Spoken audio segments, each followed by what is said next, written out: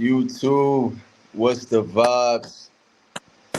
We here, Black in Asia. Shout out to my brother Cool DMG. Tap tap in with him at Cool DMG on all platforms. We're gonna let some people get in the live and stuff like that. We ain't done the panel in a minute. We're gonna get some people on the panel afterwards as well. But hey, my boy Prince of Downtown, what's the vibes? Yeah. But yeah, just introduce yourself. Tell them about your journey, where you're at right now. Start off with that. The show. What's good, everybody? I go by Cool DMG. Cool for short. Uh, I jumped into this travel lifestyle sometime last year. I guess you could say I'm a digital nomad or an expat. I've been living abroad in Asia for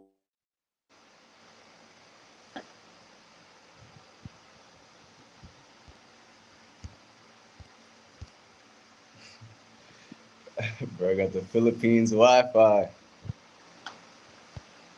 or it's my shit. I don't know.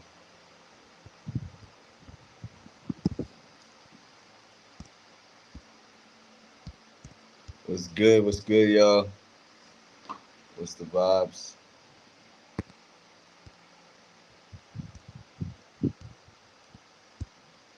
He said not the Philippines Wi-Fi.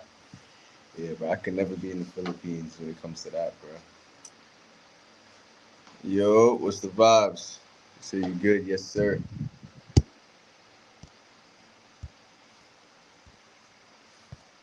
Bro, camera froze. But yeah, man. So basically, we about to bring on my boy, Cool DMG. Hold on, let me get my boy Prince of Downtown on here.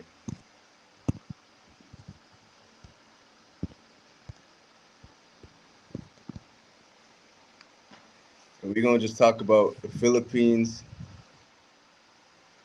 He said his Wi-Fi went out a little bit, so he's gonna try again. Yeah, so basically we're gonna talk about the Philippines. We got some brothers that, Zim. We yeah, back. yeah. Welcome to the Philippines, you guys, where you know that Wi-Fi can go out at any minute. It's crazy. But yeah, like I was saying, you guys, I moved out of America last year. Just started by just believing in myself, making up the concept that if I could spend $2,200 a month on rent, I could probably make that work somewhere else. Since then, I built a community online, been connecting with other influencers and travelers, give travel advice all the time, turned up, wowed out in Thailand, even crashed out, if you know what that term is.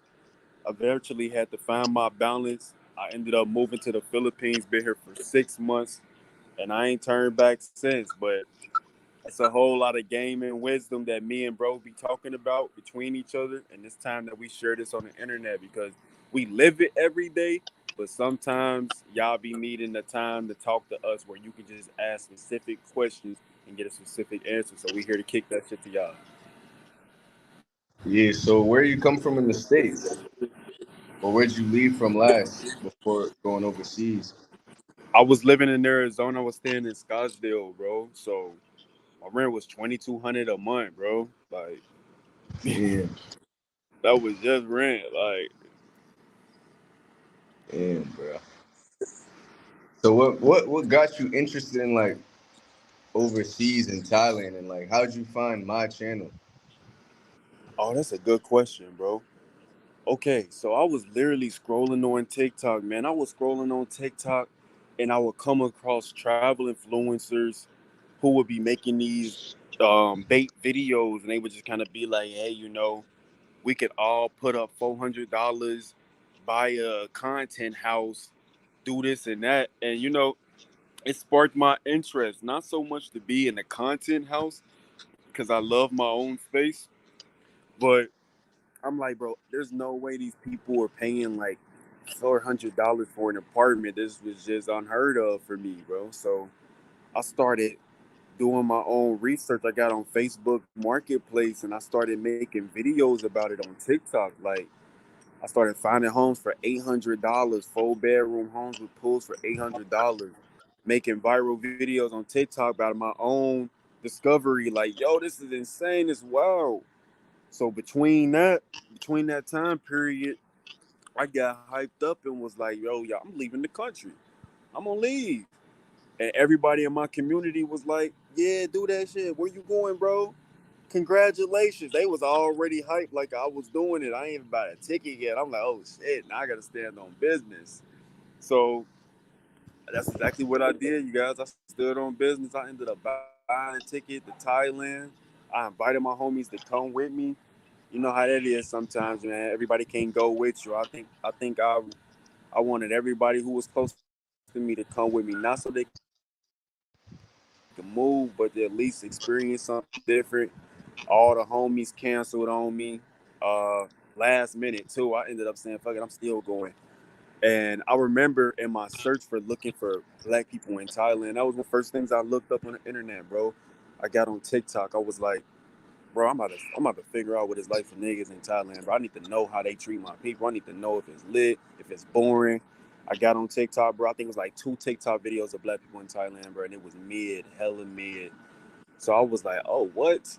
The market open. I mean, it kind of made me uneasy because I'm like, damn, I ain't got no reflection there. But I'm like, I see like that's the market open. So I was like, bro, I'm about to go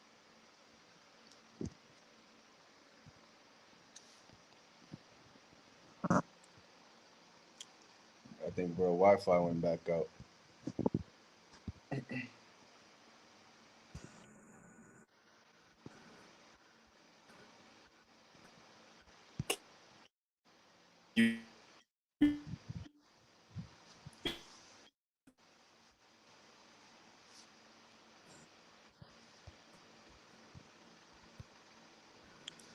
Yeah, man, you gotta bear with us, bro. The Philippines Wi-Fi is trash. I ain't gonna lie. It just cuts out randomly. But yeah. So basically, Cool DMG, he another YouTuber as well as TikToker. I think he got like 400K on TikTok or something like that. Everyone can see and hear you. Y'all can tap in with him. Yeah, you back, bro. You back. Woo-wee. Sorry for that inconvenience, everybody. It is what it is. I'm up here in these mountains in Cebu City. So at this point, I started looking for my reflection on the internet, and that's when I came across, the Travel OG. If any of you guys familiar with him, I came across Ja, absorbed all of their content, and before that, once that happened, I was infatuated with Thailand, so I was constantly looking for people who resonate with me, bro. And I ain't gonna never forget, bro. I think you was sitting in the apartment and you was having a little Za episode, but you was just kicking shit real, bro. You was on live too, bro, and you had like 213 followers exactly, bro. You had 213 followers, man. I hopped in the live, man. I heard how you was talking, and I was like, damn, bro. I was like, bro, the way bro telling his experience, man. I'm like, man, I'm thinking like, damn, bro, is he gonna get in trouble on YouTube? I'm like, nah. He ain't gonna I mean, if he ain't gonna get in trouble on YouTube, shit, he about to blow, bro. I'm like, bro, the way you telling your experience, bro, is just so raw, bro. And I was fucking with it because I'm like, that's how we supposed to be on the internet, bro. We supposed to be our own carvings of ourselves, man. Like everybody not gonna get on there trying to talk proper. Everybody not gonna get on there trying to be something that they not, bro. The closer you are to being authentically you, the easier it is for you to find your tribe. So I just remember hopping on your live, giving you your props, like, bro, hey, I fuck with the vibes, bro. I fuck with the vibes. I'm about to be tuning in. And since then, bro, we literally been locked in, bro. I remember from that moment, you started supporting my channel too, bro.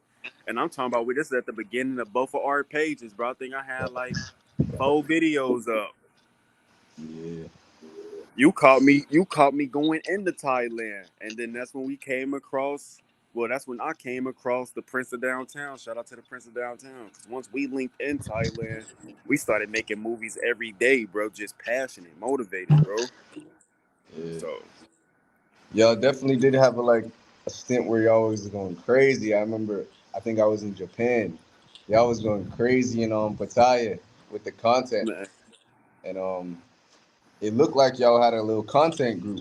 But can you go back to like when you started social media? Because I know you was doing a different thing on social media before travel. bro. Yeah, bro. So for me, I'll say I started off on what is called TikTok. I mean, we grew up in the age of search social media, so it was always stuff like Instagram, Snapchat before then.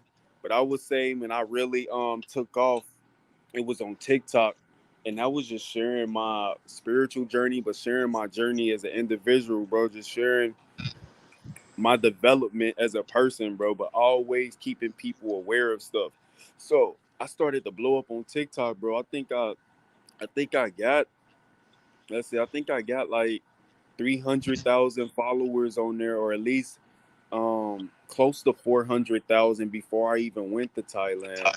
And then, bro, once I made it to Thailand, bro, it was just like I became one of those faces for that. It was people was flying into the country saying, "Hey, bro, you one of the reasons I came out here."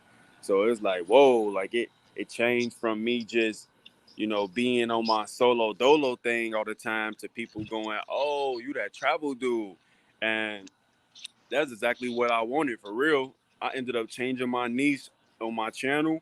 People don't recommend you do that, but I figured I was like, hell, this is me. I'm gonna keep being authentic. I'm gonna keep rocking it how I'm gonna rock it, and I'm gonna find my people no matter what I'm doing on the internet. But I've been on the internet for a couple years now. Damn it. Yeah. So how was that like when having 300K on TikTok? Was you getting money off that, or was like you was still trying to do other shit, or did you take it full time? By this point, and this is a good question. These are questions that need to be answered really. At this point of me being on TikTok, you guys, I was getting me a couple dollars, but it wasn't life changing. It wasn't life changing. For instance, this is back before TikTok Shop was around, So if you had 10,000 followers on there, your page was looked at and gratified as if you were next, you were blowing up, or you were a celebrity. You had the advantage on that app. So the brands that would have to reach out to me, they had to speak my numbers. I'm throwing them what the prices is for collaborations, and then also knowing that I ain't never want to just associate my name with anything. So turning deals down too, bro. I mean, when I started TikTok, you would notice if you scroll back far enough, I started TikTok, bro, when I was living on my brother's couch. I elevated from staying on my brother's couch in Atlanta, Georgia, to working at a hard hat, driving forklifts, sneaking off, taking little 5 minute breaks on my forklift to drop a skit that I came up with, and then going back to work. And then in between my time growing, bro, it was just me going, I am literally about to manifest the lifestyle that I want and that I deserve on here. And I did every freaking step on the internet until you just see me flying around the country, bro, taking trips, meeting with other content creators, getting flew out for social media events, going out to Egypt, and then eventually bouncing back and coming back and going, y'all, I'm about to just move to Asia. I'm about to just become a travel influencer. Like, me believing in myself. That's really what my page was about. The concept was me going, I'm about to bet on myself, bro. I'm not about to live in a paradigm of this is all I can do. I'm not even about to live in the idea of this is where my money is at right now. I'm about to go in on myself, and I'm about to let you guys see this step by step that you can be whatever you want to be if you got the mind power for it, if you got the willpower for it. So at the time, if I was to look at my circumstances while I was in it, you would think, damn, I really ain't had that much popping. But I made it that. I literally would just speak it into existence and then make it that.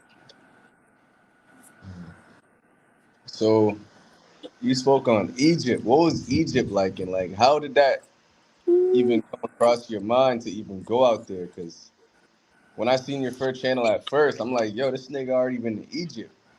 I was like, what? I ain't never met nobody that been to Egypt. So how was that? And was it a solo mission? And like, what brought you out there? Egypt was definitely a solo mission. So originally, I had an ex girlfriend who wanted to go to Egypt for her birthday, and I wanted to support her. I'm like, sure, I fuck with it. I fuck with it. But then it became something for myself where I was like, bro, I still rock with the concept of going to Egypt. I'm trying to figure out what them pyramids like. I'm trying to see. I want to know what that energy is like touching them pyramids with my damn hands. I want to know if the hype is real, bro. Because a lot of the things that we live by in our society, bro, we live by stories, man. Like when you really break this shit down, almost everything we do is based off of a story that somebody else told us about life. It's not because of our own experience, bro. Like everybody feels so connected to Egypt. Meanwhile, I feel this major connection to the Americas, to the North and the South Americas, the pyramids in the Americas. And that ain't even to get so deep on the knowledge because it don't really matter where you from. It's just about what you resonate with. But I ended up making a quantum jumping series on YouTube, and I told my people, I'm like, man, y'all mess around and just see me in Egypt one day, real soon. And then boom, I started looking at Airbnbs out there and was like, oh yeah, I'm moving to Egypt. I just wanted to go all the way. I said I'm moving there. Ended up getting there, bro. Semi hated the experience, bro. When you go to Egypt, bro, you have to go with a cleansed perspective because you just don't know what you about to expect, bro. It's blackwashed in a way where it's not really healthy, you know. First off, it's extremely cheaper there. It's similar to Thailand, but it can be cheaper. But here's the thing. Everybody is working in that environment. When you get to Giza or Cairo, everybody is working in that environment to get your dollar together. So you got the homeless kids who will literally injure themselves chasing your car or chasing your bike to grab you for some change. You got the guys who want to give secret tours or public tours who will quote you a price and then at the end of your tour take you somewhere else to give you the now new price that they determine. You got the people who want to catch you leaving a store who want to invite you to more stores just to find out that they connected to all these stores. It's and then you got everybody telling you, it's Egypt. You're in the black land. You're home. Welcome home. Come buy this. And it's like, man, don't none of y'all look like me, but all of y'all telling me this my home. But at the same time, y'all own all the businesses and as quiet as kept, it's it's slavery happening there to this day. So it's a whole bunch of turnoffs when you actually stand on the land and you looking at this shit and you like, this is what the stories is about. Like, nah, y'all holding up a scam right now. Y'all holding up some BS. At least that was for me. At least that was what it was for me. I went and I touched the pyramids. I did what I did. I was vegan at the time, so I was only eating plant-based and vegan food, and that sucks for me. I'm not gonna lie, y'all, that sucks. Trying to be vegan overseas was ass, bro. Like, bro, I don't know about this one, but I went and I made some content there. I ain't really get the best of it. But that's because I was being tested in so many ways. I felt like I was probably gonna lose my privileges to fly overseas if I would have stayed over there, bro. Real talk. Like that's how often you get tested. That's how often your gangster and your cool get tested and your pockets get tested over there. Maybe they did something with that since then. But tourism for Egypt is kind of like you either got or you getting somebody. If you know, you know, and that wasn't an environment to stay in, whether it was vacation or living. That's a good point. Like, because a lot of people say, why we ain't going to Africa? Why we ain't going to Africa? But like, did you feel safe over there, or do you feel safer in like Asia, Southeast Asia? That's a good question. I'm gonna say um I know that. All right, so when you in Egypt, there's tourist police everywhere, and they got them choppers. I'm talking about every fucking where. They got them blowdowns. Like tourist police out there, if they even see somebody who look like they talking to you for so long, they really give you eye contact to make sure you're not uncomfortable, and they'll tell that person to get the fuck on. They don't care if they asking you for directions or they don't care if they asking you for money. They'll just be like, nah. But at the same time, it's still a disconnect. I would say when I was in Egypt, my energy was more on some shit. You gonna have to make me scared. Like I ain't got no reason to be scared of you. So I was definitely out in the streets. I was staying in Giza. That's the slums. But I shouldn't have to carry that energy. When I moved to Asia, when I came to Thailand, I didn't have that chip on. I didn't have to walk with that chip on my shoulder. Like try me if you want to. Yeah, I would And in Africa, yeah, you gotta slate. You gotta kind of have that. You gotta have that chip on your shoulder. You gotta have that. And I'm not even trying to paint that picture about Africa, you guys. I'm not. What I'm saying is, if shit about to go down, you can't be no dummy. You can't be no la la la la la. Like walking around in Thailand on Walking Street, you could be like la la la la la. You can if you want to. I don't even advise that. But if you're doing that out there, oh yeah, you're gonna get got. You're gonna get got. so that was a good point, bro. What was it like leaving Egypt and going back home? Like, did you already fit? Because you said you planned on moving there. Mm-hmm. Off that experience, or like, what was the next step after that? Was it back to the grind, or was it plotting on Asia? I was all the way turned off, you guys. Like it just was not vibing anymore. It was not vibing. I'm like, bro, let me go back to America because at the time, even though I was doing good with managing my money, I still was just kind of like I had no idea what I was doing. That was my first time leaving the country.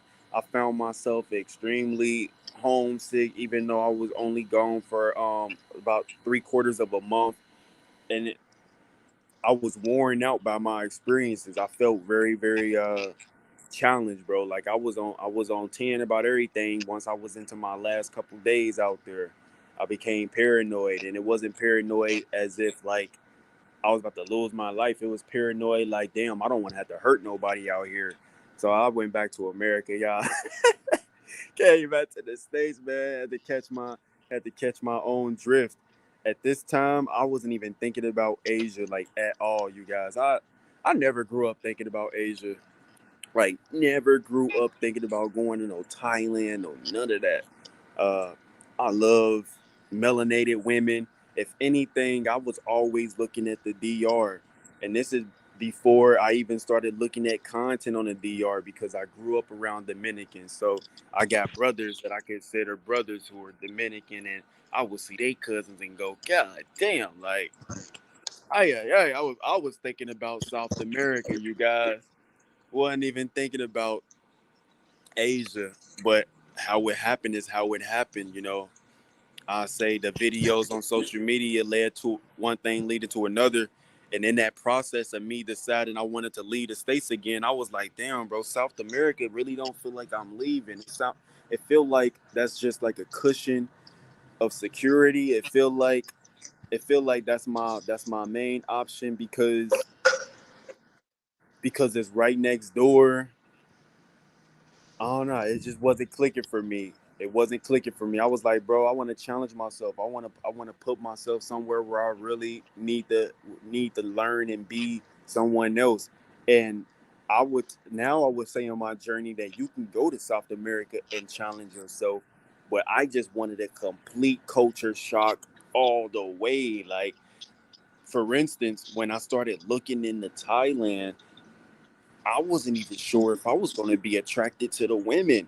I think at this point I only seen like two women who were Thai who gave me the perception of this is what Thai people look like, and that was still very limited. We talking about I seen Travel Versity, shout out to Ja.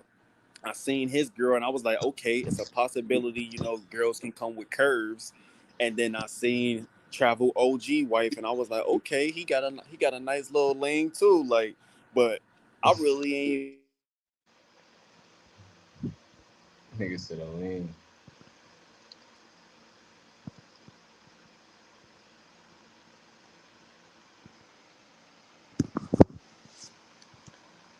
Philippines Wi-Fi, man.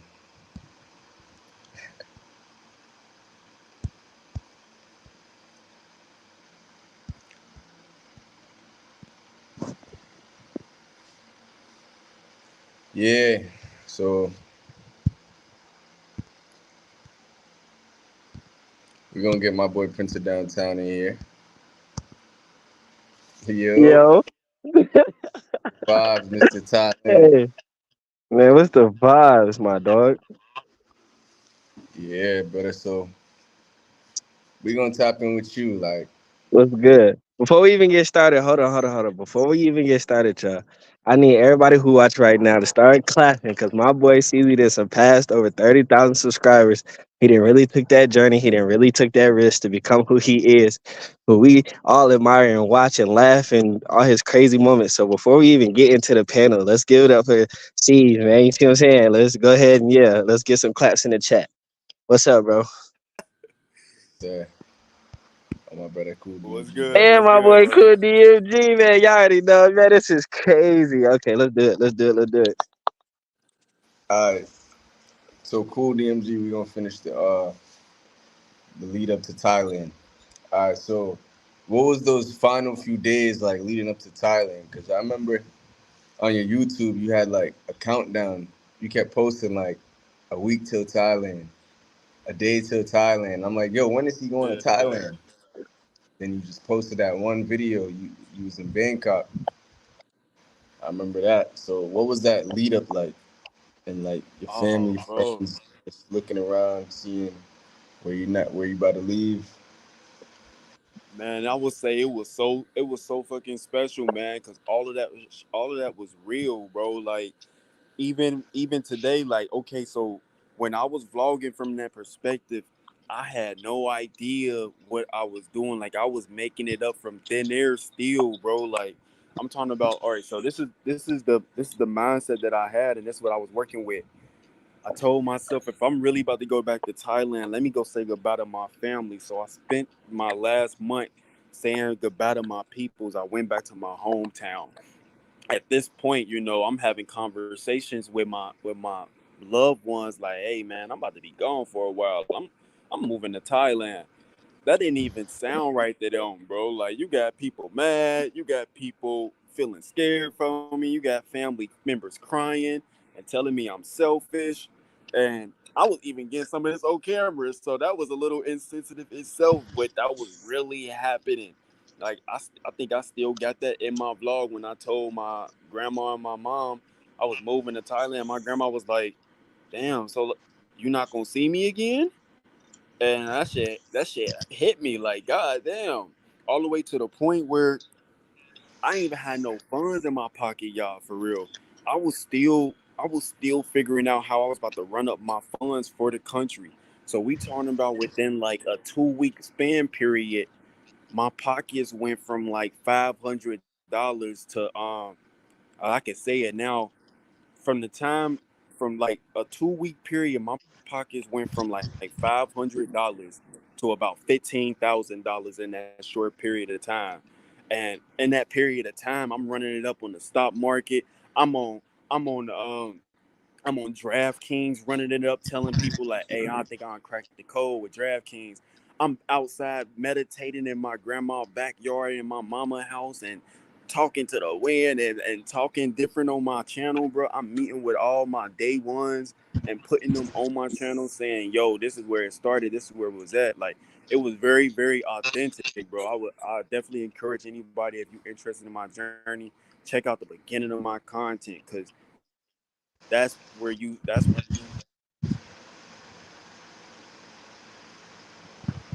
Yeah, I think you cut out, but that is a that's where great you see point. the vibration, man, to see what I was on at that time, y'all. And what by the time I actually made it out to Thailand, I was like, I know I deserve this shit, bro. It's time to make movies. It's time to make a movie. Yeah, that's a good point though, bro. Because like you said, you went from 500 to 15 bands, Oh yeah, that but shit. that's from you your back against the wall. That's what happens when you take a risk and you really like just put yourself in the deep waters. You gotta make something happen. You gotta make something shake. You feel me? And I'm sure Prince is downtown. You can relate to that. You already know it, brother. You already But how know was it. it for you? Because as Cool DMG said, like for him, leaving was kind of a big choice. It was a big decision. A lot of people Yeah. didn't know how to feel about that. But I know you Mhm. come from a background where your family kind of supports you, similar You to feel me. me? Like my family lets me have that creative control, and they don't try to hinder me in anything. What was that like for you? So, are you specifically asking how I left, or are you asking how my family supported me? Like, how did what people around you think when you said I'm going to Thailand? Well, How did honestly, bro, outside of the crazy part about this whole scenario is nobody really knew what was going on except you. You get what I'm saying? Nobody really actually knew what was going on because they couldn't have answered my questions to something that I wanted when you were actually living what I wanted. You get what I'm saying? So what questions could they answer for me? So it was no point of me telling them or discussing anything with them. You feel me? So throughout this, you feel me? You already knew what I was on. I wasn't even trying to come to Thailand for real. You feel me? I wasn't even if it wasn't for you being like, hey nigga, nah, come here, bro. You already know where I was going, bro. You see what I'm saying? So, and if y'all don't know, I was gonna go to Vietnam, bro. When he had just touched down in Da Nang on his birthday. That was the first video I seen. I'm like, what the fuck? This nigga in Da Nang? What the fuck is this young ass black nigga doing in Da Nang, bro? Right? So the whole time I'm discussing this, I hit him up on Instagram, bro. Like, he like, what's up, bro? I'm like, dog, you doing some wild shit right now, bro. Like, put me on game, bro. He like, what you trying to do? I start hitting them spots. I'm like, what you know about this, and this? So he like, bro, how the fuck do you know about all this shit? I'm like, nigga, I'm serious. I ain't one of these just fly by ass people that's just finna bullshit. Like, I'm really trying to figure out what the fuck to do, where I need to go, what points need to be hit. You feel me? But then he was like, he gave me some description. Then he kept dropping videos, like real detailed videos. And I'm a real observer. So as I'm looking at it, I'm like, I don't know if like Cool kind of said, if the structure of these women is really what I actually like. Because it's not about the women, but you want to be attracted to your environment in some sense or form or shape. Like you get what I'm saying? So everybody that's like, oh, it don't matter. Fuck out my face. Fuck out of here. You see what I'm saying? No, for real, bro. Cause like, bro, why you go? Bruh, nah, bro, I ain't doing that. So, and then I could see how they was treating, bro. And I'm like, I'm not gonna say our experience is gonna be the same or different, but I'm just looking at the basic line level of what it could be. No, that's not it. Then he goes to Thailand. It's a whole different story. It's a whole different story. So I'm like, oh, okay. So I'm about to go here. So the whole time while he's doing that and I'm talking to him, I'm like, bro, I'm just stacking bread. Same as Cool, bro. Went from nothing to right, ran that shit up. So I'm sitting there and I'm like, hmm. I told Ceezy, I'm like, bro, I'm about to come to Thailand, bro. And mind you, he sees know I'm about to come to Thailand before my own family do. You feel me? But it's already made up in my mind that I'm gone. You see what I'm saying? It's already made up that I'm out of here. You feel me? So I'm telling C's, I'm like, bro, I'm about to come. And that's similar to what happened with you, Cool. Same thing happened to bro. He was like, a lot of niggas be flaking. A lot of niggas get to that point where it's like, yeah, I'm about to come and then we about to board and niggas like, oh man, my cat don't want to walk no more. You get what I'm saying? And it's like, nigga, what? You wait to this all the way to this point to do that? I'm like, nah. So I'm letting him know, I'm like, bro, I'm finna come soon. But through this whole time, I'm watching content creators because I'm like, who else is young and black who's giving real experiences and who is lit? All of a sudden, he said something about Cool DMG on a live, bro. He said, bro, I fought that nigga Cool DMG. Like, You feel me? I'm like, cool DMG. That's a cool ass name. Like, hold on, let me cool DMG. Who?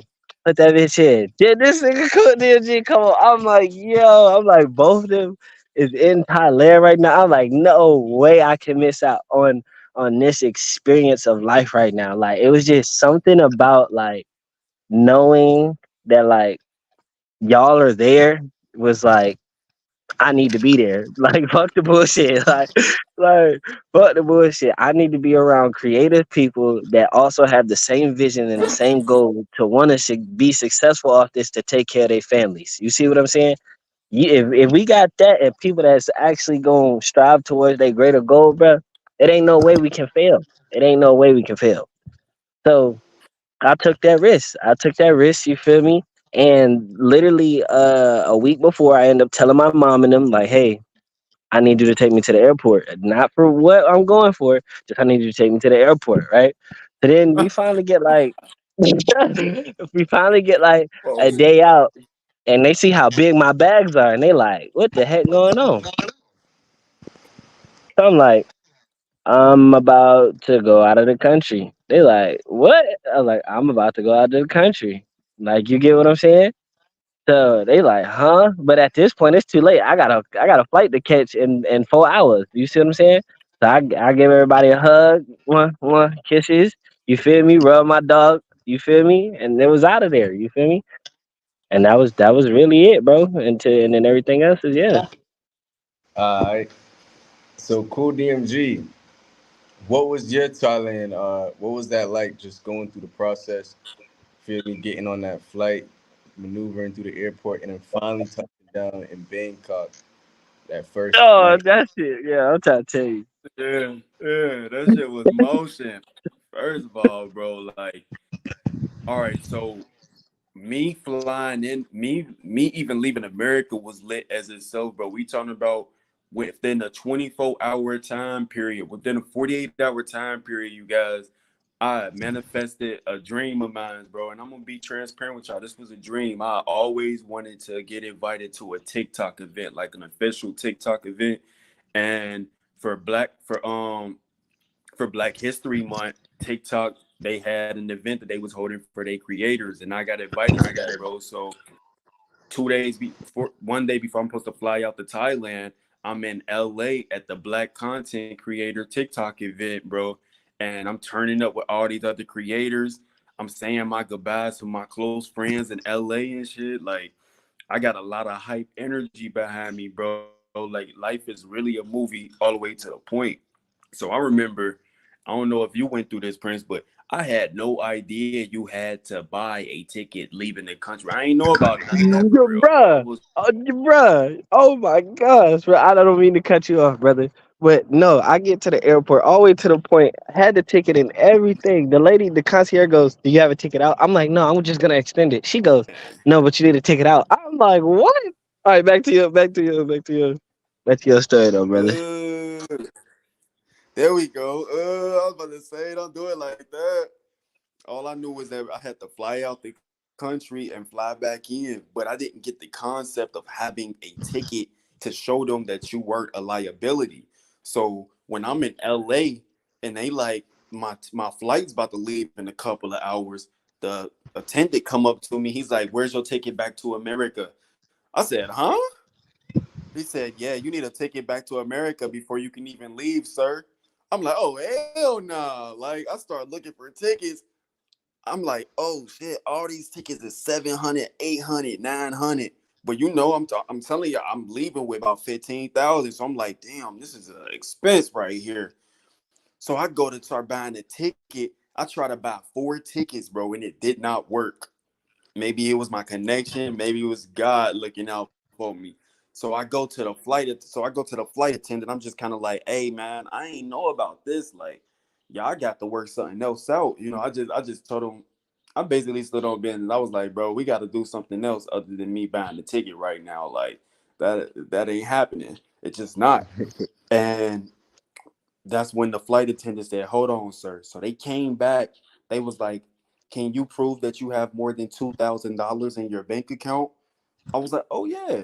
He was like, "All right, I need to see it, sir." I showed him my bank account, and then he was like, "All right, sir, you're free to catch the flight."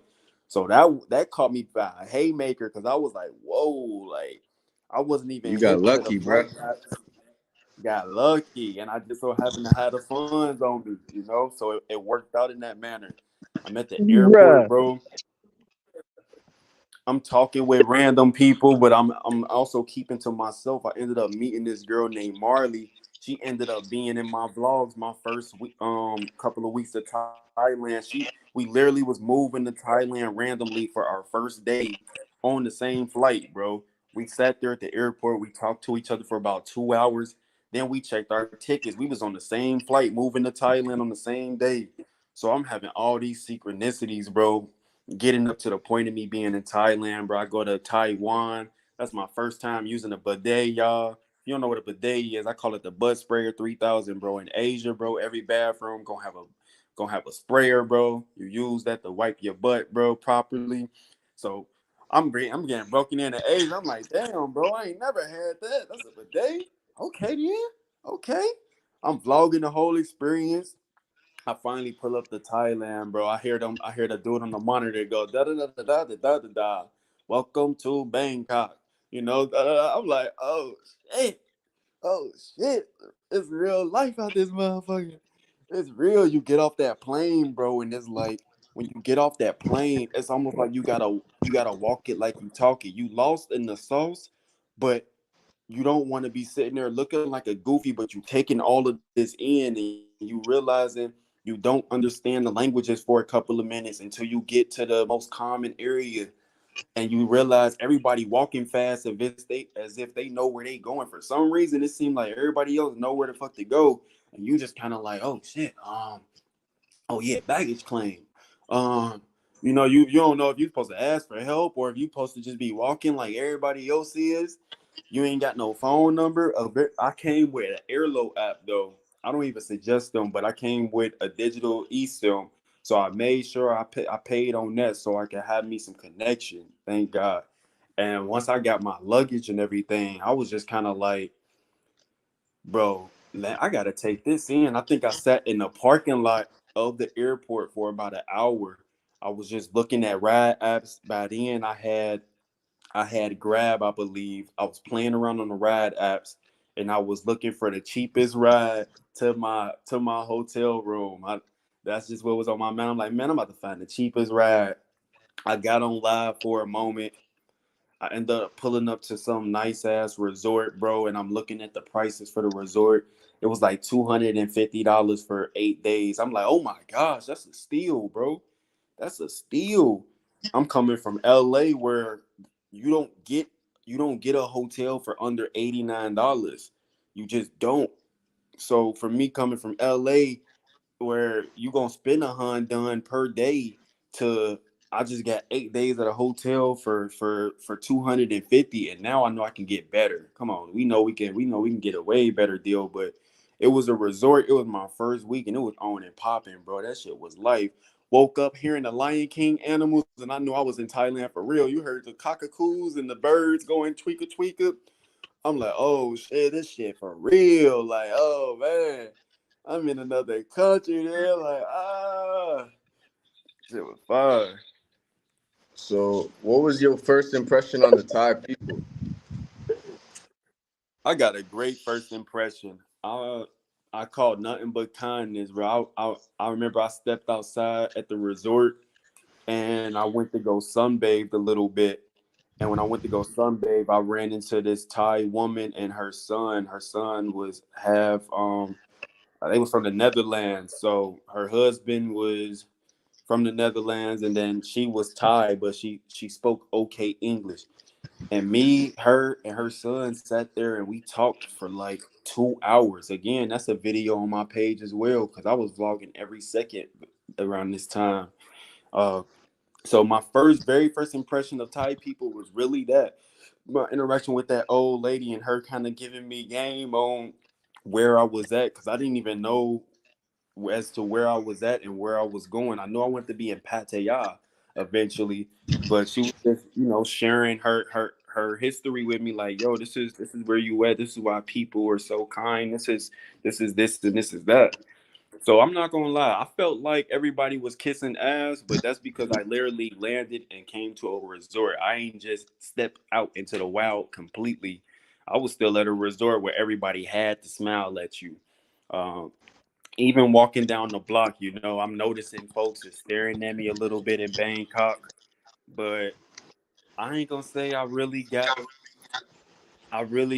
the my taste of Thai people was when I hit the streets in Pattaya. Yeah, once I caught that bus to Pattaya and I seen how wild everybody was, and I seen like this is where the people go because they know, and I didn't know what they knew. At this point, I still did not know that Pattaya was the type of place that it was. I just thought I was coming to a beach town. But man, I learned quickly, man. I learned quickly about that place, bro. Fast pace, very fast pace. I would say my first perception of Thai people, to be very, very transparent, was I don't know if these people are nice to me because I got that bag on me, or if they nice to me because of my energy. But regardless, it's all working for me. I felt like Michael Jackson out that motherfucker, bro. Anything I did or said, it was people sitting there with appraisal for me. Like, oh wow, like his hair, oh, you play basketball, oh, like you dance, whoa, you got Riz. It's like, oh yeah, y'all know black dudes from America. We come with a whole package. We come with a standard scat pack, like yeah. So to go out there and get so much love, I guess I was so ready for it. I was ready for it. I was on the vibration where I was gonna make it work regardless. So when I came and everybody was giving that, I'm like, oh, this is what it's supposed to be anyways. I'm supposed to be here. I'm supposed to get this love. I'm supposed to be meeting the right people. And it was working in that manner. Nice. I like that. Yes, sir. Prince, what was your interaction like though, bro? Coming into the land. Bro, so I ain't even gonna lie to you. So as you, brother, I also had a difficult time getting my ticket because I had put some bread on the side and my other bread was stashed in other stuff. You feel me?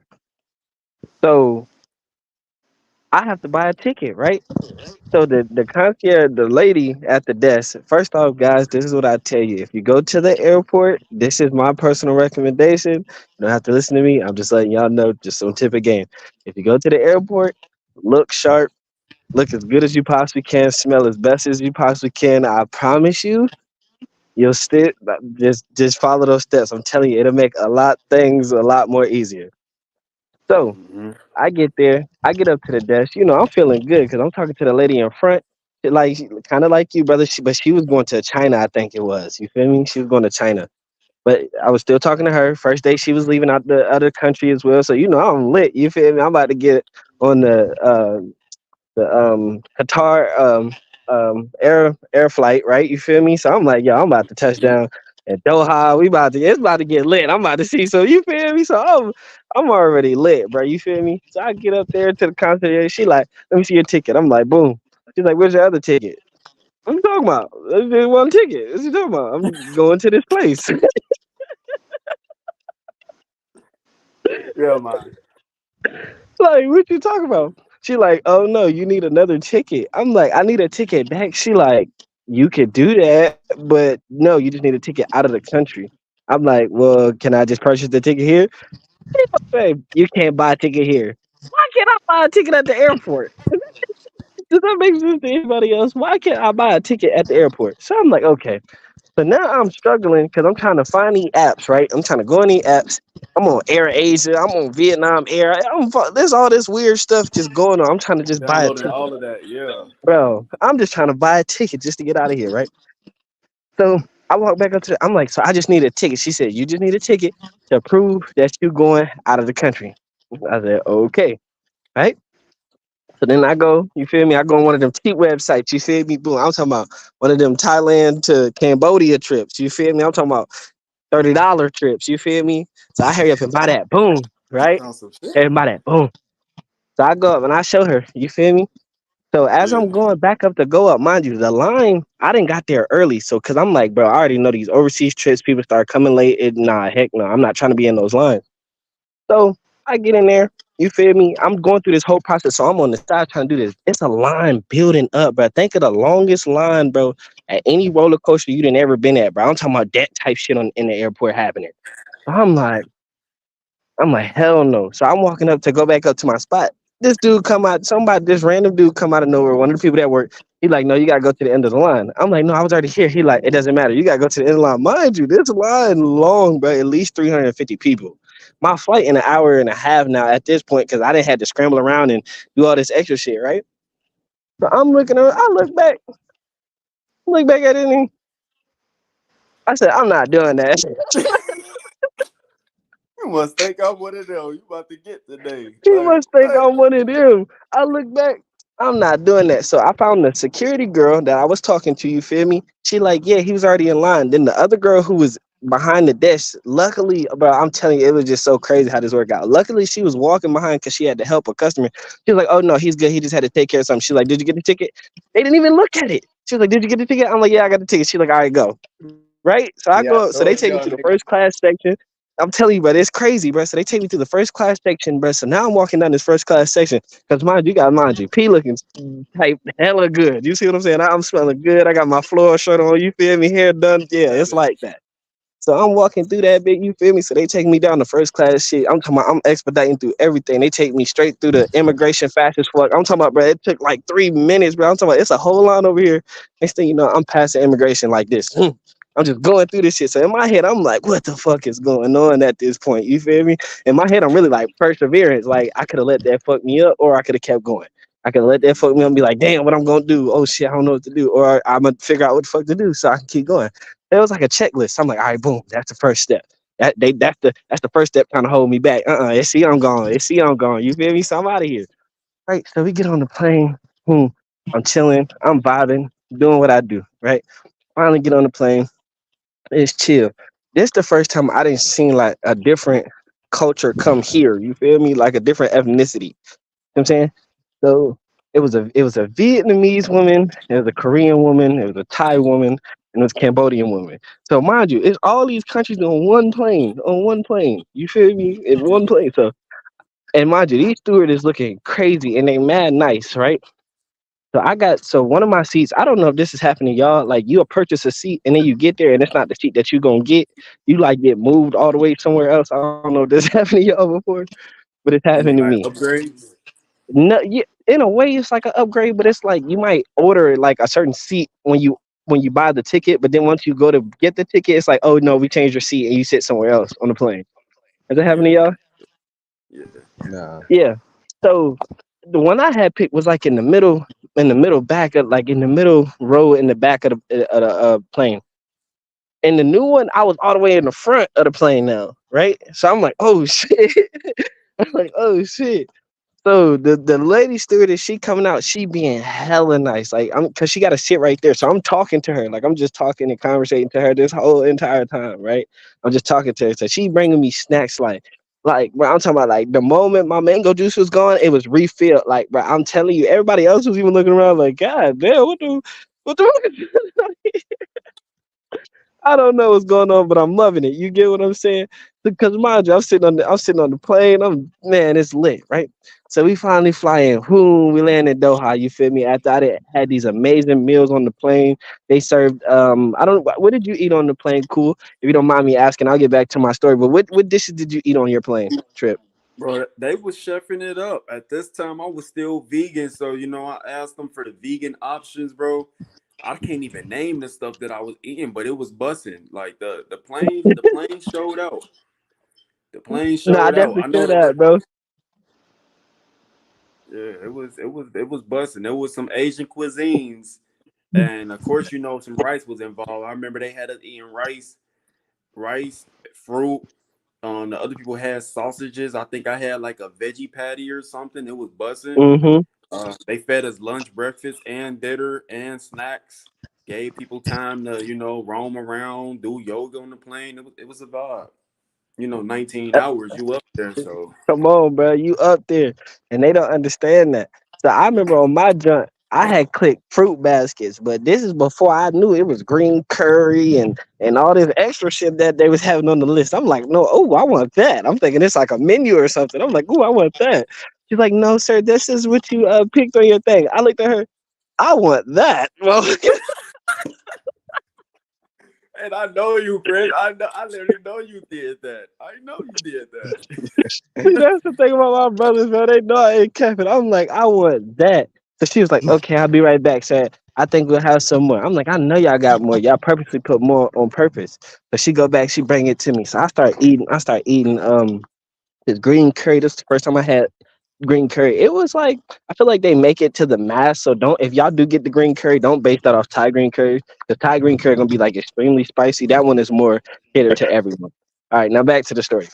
So I'm eating Thai green curry. So I'm like, yo, you feel me? In my mind, I'm already in Thailand. You feel me? Because I didn't been talking to Ceezy. Me and Ceezy done been on the phone. You feel me? That's another story for another day. You know what I'm saying? So I get there. In my mind, I'm already in Thailand. I'm eating Thai green curry. You feel me? I'm talking to this Korean pretty stewardess. You feel me? So I'm lit. You feel me? I'm on the plane. I know where I'm going. Boom, touchdown in Doha. I'm like, I gotta see the bear. If y'all don't know what I'm talking about when I say I gotta see the bear, it's a bear in Doha Airport. It's a big ass bear. This on my mind the whole time, but the whole time I'm not knowing that this airport is set up like a freaking mall, bro. Like it don't look like no airport at all, bro. Like at all. So I get there, I'm like, whoa, you feel me? So my mind is just going crazy because I'm just seeing life in luxury. Like they make this stuff for somebody to buy because there's people that will buy it. Like you get what I'm saying? So like my mind is transitioning as I land in this middle ground to say, this is the middle ground. Like this is the you feel me? So I'm looking around and my mind is just converting this whole time because I'm taking it in where I just seeing every culture and race. Now I'm only seeing Indians and Africans and now I'm about to go to a place where I'm only seeing Asians. So you got to remember, I'm seeing this transition as I get further and further away. I'm like, yo, what is going on here? You feel me? So we end up going on the second flight. You feel me? From the flight from Doha to Thailand. I hit Ceezy up. I'm like, yo, bro, I'll be there soon. You feel me? I'll tap in with you when I get there. You feel me? He just like, all right, bro, cool. You feel me? So I go there. We fly all the way in. Same treatment, get on there. Now it's all Thai people. So now it's a whole different vibe. It's only Thai people on this flight. So I'm like, oh shit. Not like on my flight only, but like it was Thai stewardess and stuff like that. So I had that experience early. So I'm like, okay, Thai people, they cool. But again, in my mind, I also gotta know this is their job. So they type gotta be like this. So as we fly in, you feel me? I fly into Thailand, boom, finally getting to Bangkok. If y'all know, had to go up the elevator, boom. As soon as I get up the elevator, I walk through. Look left, you feel me? I'm following the thing like Kush said, baggage claim, boom. I'm like, what do I want to do, bruh? I go down. I remember C saying, go down to the bottom, get you a bus ticket, come to Pattaya. That's all my mind was meet up with C's and Pattaya. That's all I was trying to do. I'm like, meet up with C's and Pattaya, and I'm just slide from there. You feel me? So I go downstairs, get me a bus ticket, you feel me? 150 baht, 159 to be exact, you feel me? Then right next to the left of it, there's some that's when I really got some like the Thai experience because they got like a food court inside the airport. So I ate some of that, you feel me? Ate some of that, you feel me? I'm in that joint slapping. Then I get up home, get on my bus ride. So now I gotta sit on this 2 hour bus ride, but the whole time, bro, I can't stop smiling because all I see is green. All I see is coconut trees. All I see is land. I'm like, bro, I can't stop smiling. Like, bro, I can't stop smiling for some reason. Like, I just can't stop smiling, bro. Like, I just can't. Like, once you touch down, bro, like, and you get there and you just feel that hot heat, bro, you just like, no, I'm in Thailand for real. Like, I'm here, bro. Like, I'm really here. And then, yeah. So then I get down, you feel me? I finally get there. The bus, you feel me? I see everybody get off at this one point, not knowing that it's a bus station. If I would have stayed on, just being green to the fact of what the fuck is going on, you feel me? If I would have stayed on, they would have took me to the bus station, would have put me closer to my destination, which was around where C's was at. But Yo, no, I see everybody get off this bus. What's happening? stay up right there, bro. Like what you just said, I couldn't stop smiling. I couldn't stop smiling. I remember watching Cool DMG first vlog, and I said, bro, I watched where I was in America. I had left Thailand for a few months. I was back in America, right? But I think I wasn't planning on going back. You feel me? Then I seen Cool DMG vlog his first day. I'm looking at this nigga shit because like before he was in America too, right? Then he got to Thailand and I just seen the nigga smiling so hard from ear to ear, all the whole vlog, bro. And I was like, yo, this he got the Thai smile. I commented that, and I was like, damn, bro, that shit reminded me of like why I love Thailand. The smile, bro. You literally radiate so much energy and happiness when you're there. It's like unspeakable, bro. That's the biggest thing about Thailand. That smile that you just get when you get there, and you just realize you here, bro. You made it. But yeah, continue. So yeah, brother. So I get there, boom, hop off the bus with everybody else. Now, mind you, I'm not knowing what's going on. I don't know how much stuff costs. I ain't really do a big conversion. I just did enough to get to where I gotta get to. Now I was gonna convert when I got there. So I finally get there. I get there, you feel me? They drop us off. So it's a bunch of like scooter taxi drivers, right? So he like, where you need to go? I'm like, bro, I don't fucking know. Like this is all in cursive, motherfucker. I can't read y'all language. Like you get what I'm saying? So he like, you want to go to Beach Road? Yeah, take me to Beach Road. You feel me? So he like, okay, hop on the back, right? So we hop on the back of the scooter. This the first time I'm experiencing this. So this nigga goes straight off the cliff, nigga. He don't even take the smooth part. This nigga, ying, boom. I'm like, oh shit. You feel me? We get straight onto the road. Boom, he cut half the street. Boom, get on the other side. I'm like, yo, what is going on right now? But for some reason, I still feel safe in a way. Like, you feel me? It's like, okay, if I need to jump off this motherfucker, we gonna try to jump off this motherfucker. So we going through, we cut through back alleys and everything, bro. Like we going everywhere. You feel me? We dipping and dodging. Finally get to Beach Road. Now I'm walking down the Beach Road. Now, mind you, it's extremely hot. I still got my airport clothes on, right? So I'm walking all the way down the Beach Road. I don't got no phone service. You feel me? And I need to tap in with fees. So I'm walking down Beach Road. I finally get to a McDonald's. Hit C's up. I'm like, bro, where you at? Drop the low. He like, what? I'm like, nigga, drop the low. He dropped the location, pulled up on that boy. He like, yo, and then from there it's been up. Yeah, bro. Thailand's a magical place, but like when somebody tell you they coming, you can't really like fathom it until you see them, bro. Real shit. Because the time zone different. You in a different world. When he pulled up, it was like, damn, bro. I've been talking to this nigga on FaceTime for months. You feel me? No cap, But no cap.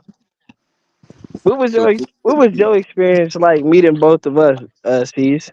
Like how was that? How was that reflection onto you? when we met, it was like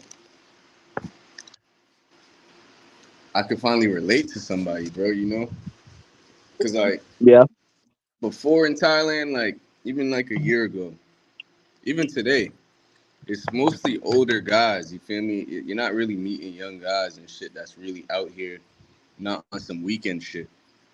You feel me? Like fact.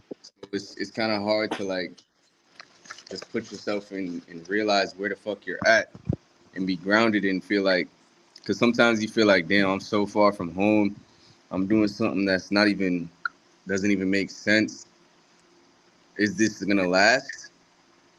But having another brother that's with you doing it kind of makes it worthwhile, and you can finally see a direction with it. And we're creating content every No day. cap. Every day is a journey, you know. But what would y'all say? Because I agree with you said, Cool DMG. You didn't really understand what Thai people were like till you went to Pattaya. That's how I felt too. In Bangkok, it's kind of like robotic a little bit. You don't really know what the hell's happening. But Mm-hmm. Pattaya is like that warmth and that real Thai welcome. Obviously, like you have money, but it's deeper than money. We know it's deeper than money, bro. Like you just appreciate it as a man first and foremost in Pattaya and places like this. So what was that like? Just stepping over there and hearing the screams, hearing the cheerleaders and shit like that for both of y'all. I already know how it was for Prince. I was next to him. Michael Prince was Jackson, nervous, man. nigga. What? He didn't Damn. know what the fuck was happening for like a good 4 days. I didn't know what the fuck was happening, nigga. Didn't know what the fuck was going on, dog. That's so Nigga thought fire that you everybody. got to pop it off with Ceezy though. You feel me? Like you literally had somebody kind of like literally walk you through it and take you to the zones. Like, bro, for Facts. me, That's why I it always was give my appreciation. that part, bro. And I ain't even get to tap in with Ceezy there, bro. So I was so coin on whenever we finally in the same place, it's gonna be a fucking movie, and it's still gonna be a movie. It just ain't happened like that for me. Like, bro, my first week in Patia, bro, I had no idea where was what. I still didn't understand that Patia was what it was. For those of y'all who don't know what Patia is the place where originally military men would settle in from other coasts of other countries. They would come here, and it started off as like a small, not even a village really, but just a small commute area for people of different nations to come here and either refuel or rest or do what they needed to do until they went off to their next destination. Well, Thailand started looking at that like, whoa, we need to supply what these people want. You feel me? These military dudes, they party hard. So they started supplying them to the yacht, they yacht. And before you know it, this was a little jungle fever island where everybody was coming to get their nut off. So that's how Pattaya, the island area of Pattaya even developed. It developed to cater to men. Like that's literally how it developed. Um, Me walking out there, bro, I was just walking into the wilderness, bro. I'm talking about when I seen the massage parlors lined up, and there was five of them next to each other, and all of them had five girls outside, and all of them was like, "We want you." I was like, "Oh, y'all got the right one today."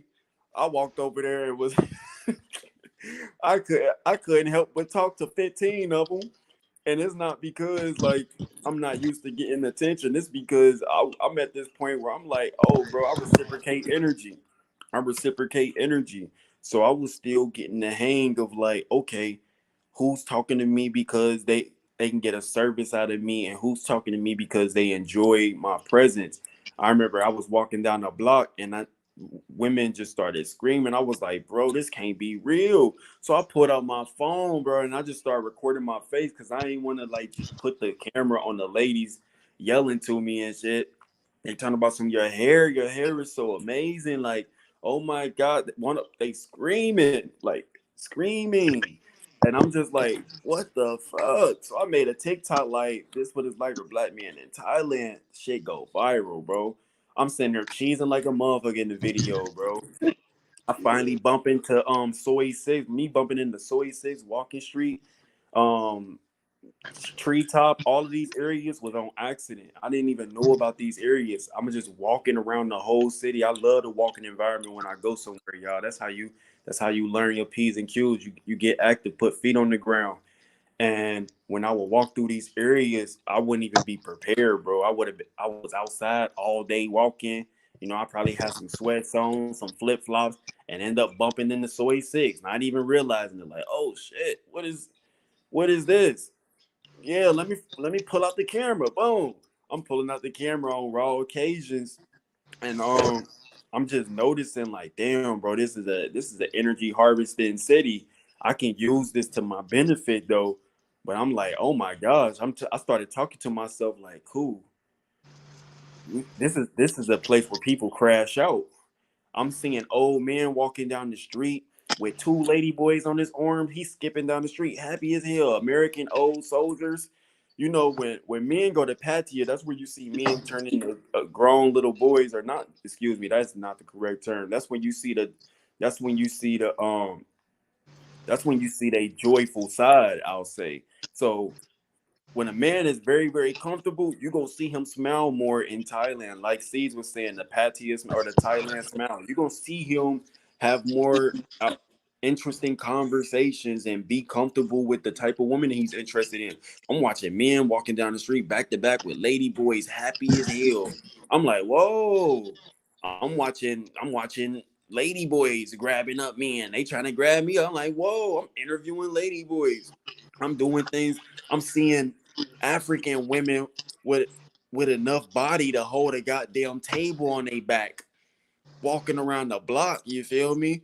I'm walking up. I'm when they walking up to me. I'm thinking she on that queen hood, king hood shit. I'm talking wisdom.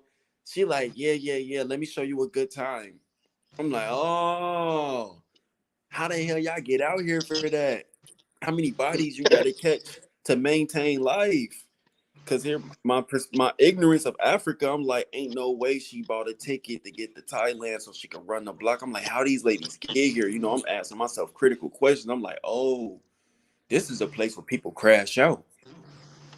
It's too much. We got an ice cream shop that just opened up. They selling Zaza on the side. You can go get ice cream and go get Zaza. I can go get a leg massage, a third leg massage for only 600 baht more. I got the African baddies up the street. I got old guys trying to introduce me to lady boys. I'm like, oh, this the crash out center. This the crash out center over here. But it was still entertaining as fuck because I was like, bro, no matter what is around me, bro, I determine what I entertain. But I just love the idea that anything can happen in Pattaya. Like some folks, they say, "Oh, nah, I can't go there. It's trifling, bro." They don't know. Unless you go and experience that place, you don't know. Because just like you can catch the wild and outs, you can catch the Buddhist mountains, you can catch the province, you can catch the suburbs, you can catch quiet beaches, you can catch where it's lit all the time. You can catch food at any hour. Like it's really whatever you allow it to be. So that was fire, man. All right, Nah, so no Prince, cap. what was your first experience with like the Pattaya environment and realizing, holy shit, this is more than just something I see on YouTube?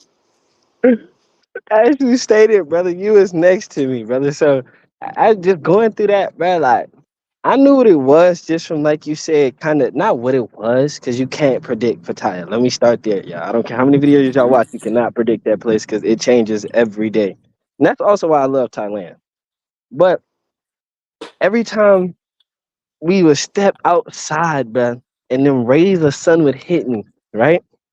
And I'm getting down, boom. As soon as we get down them stairs, you feel me, at the hostel, and I look left and I see a little lady, you feel me, chilling with her little cart with watermelon in it. What? What's going on right now? Wait, you talking about I just walked out this spot and it's a lady on the corner selling watermelon? What? What is going on? You feel me? Wait, why these watermelons yellow? What the fuck is these watermelons is yellow, gang? We eating yellow watermelons. I'm talking about first date. Ain't even, you feel me? Walking down the street, bruh. All of a sudden, Shotty on a scooter. She's like, yo, yo, yo. Shotty damn near did a front stop. Look over. She pulled back up on Ceezy. I'm like, damn, she's having it like that out this bitch. I'm like, that's all it is. We so look, I'm like, damn, that's all it is. So he like, let's walk here, bro. So we walking. Next thing you know, you start hearing the screams, the whoa, oh shit. Like, I'm like, okay, this lit. All right, cool, cool. We end up going into the mall, nigga. I ain't got no shirt on, bruh. I ain't got no shirt on, bruh. We walking through the mall. Before I knew what was going on, you feel me? Obviously, I'm not really fully because they saying it fast, but now looking back at it, they was saying soy mak, you feel me? See down, soy mak. But I wasn't really getting what they were saying. Now I do. Okay, cool. You feel me? So I'm at the food court, bruh, no shirt on. No shirt on, bruh. And you know what? This is why I fuck with C's, because you know how some niggas, you feel me, when they start getting that type of attention, they start lacking behind or they start acting weird. No, C's was next to me the whole time, talking to me, walking with me, everything, you feel me? So I didn't feel too out of place, even though, you feel me, ain't nobody else here got their shirt off except me, you feel me? Like, you feel me? So we going through that experience, you feel me? Moving around. All of a sudden, they like, let's go to Soy Six. I'm like, oh no, not the famous block. But I could have not prepared for that shit, bro. I'm telling you, nigga, I could have not prepared for that. We walked down. I'm like, I ain't even gonna lie, bro.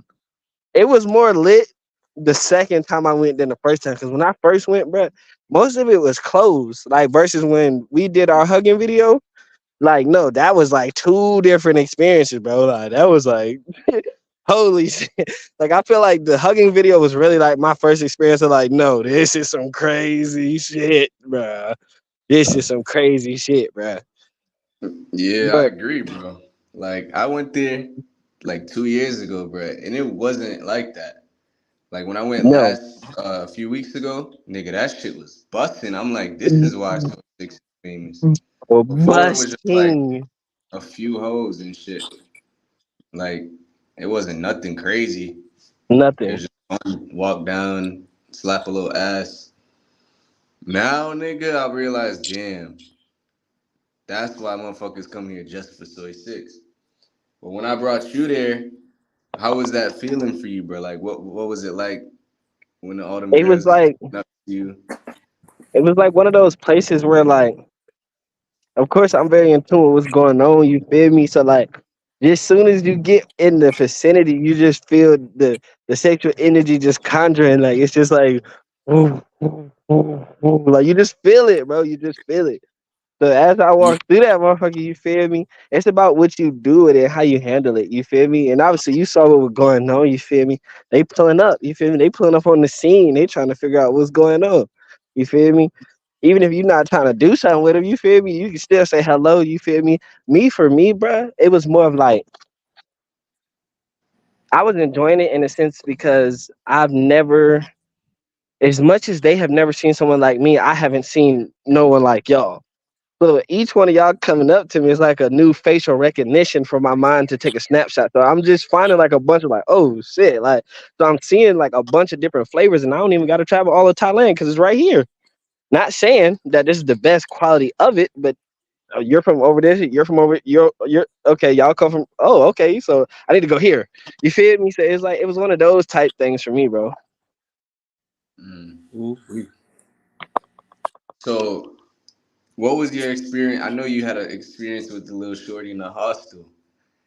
If you want to speak on that, that was your first little girlfriend experience in Thailand type shit. We all have those.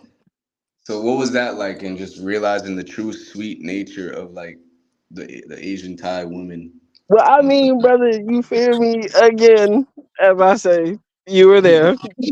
So I wasn't there with you when y'all went off, nigga. oh yeah, when we went off, Um, okay, okay. So that's what you asking. So yeah, bro. So when we went off, obviously you feel me. We set it up in the house. Do you feel me? So just speaking to somebody like that, I kept seeing her stare at me and shit. Like you feel me?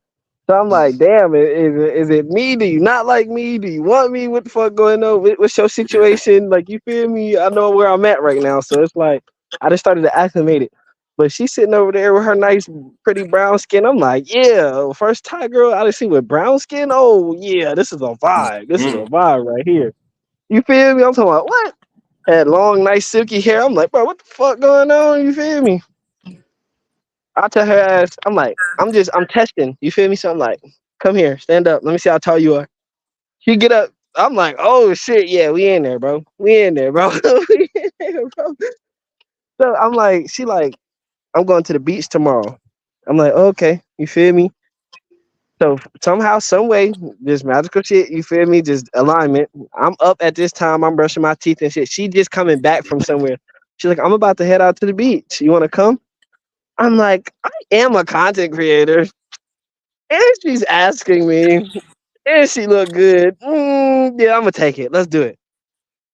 So we end up going out. You feel me?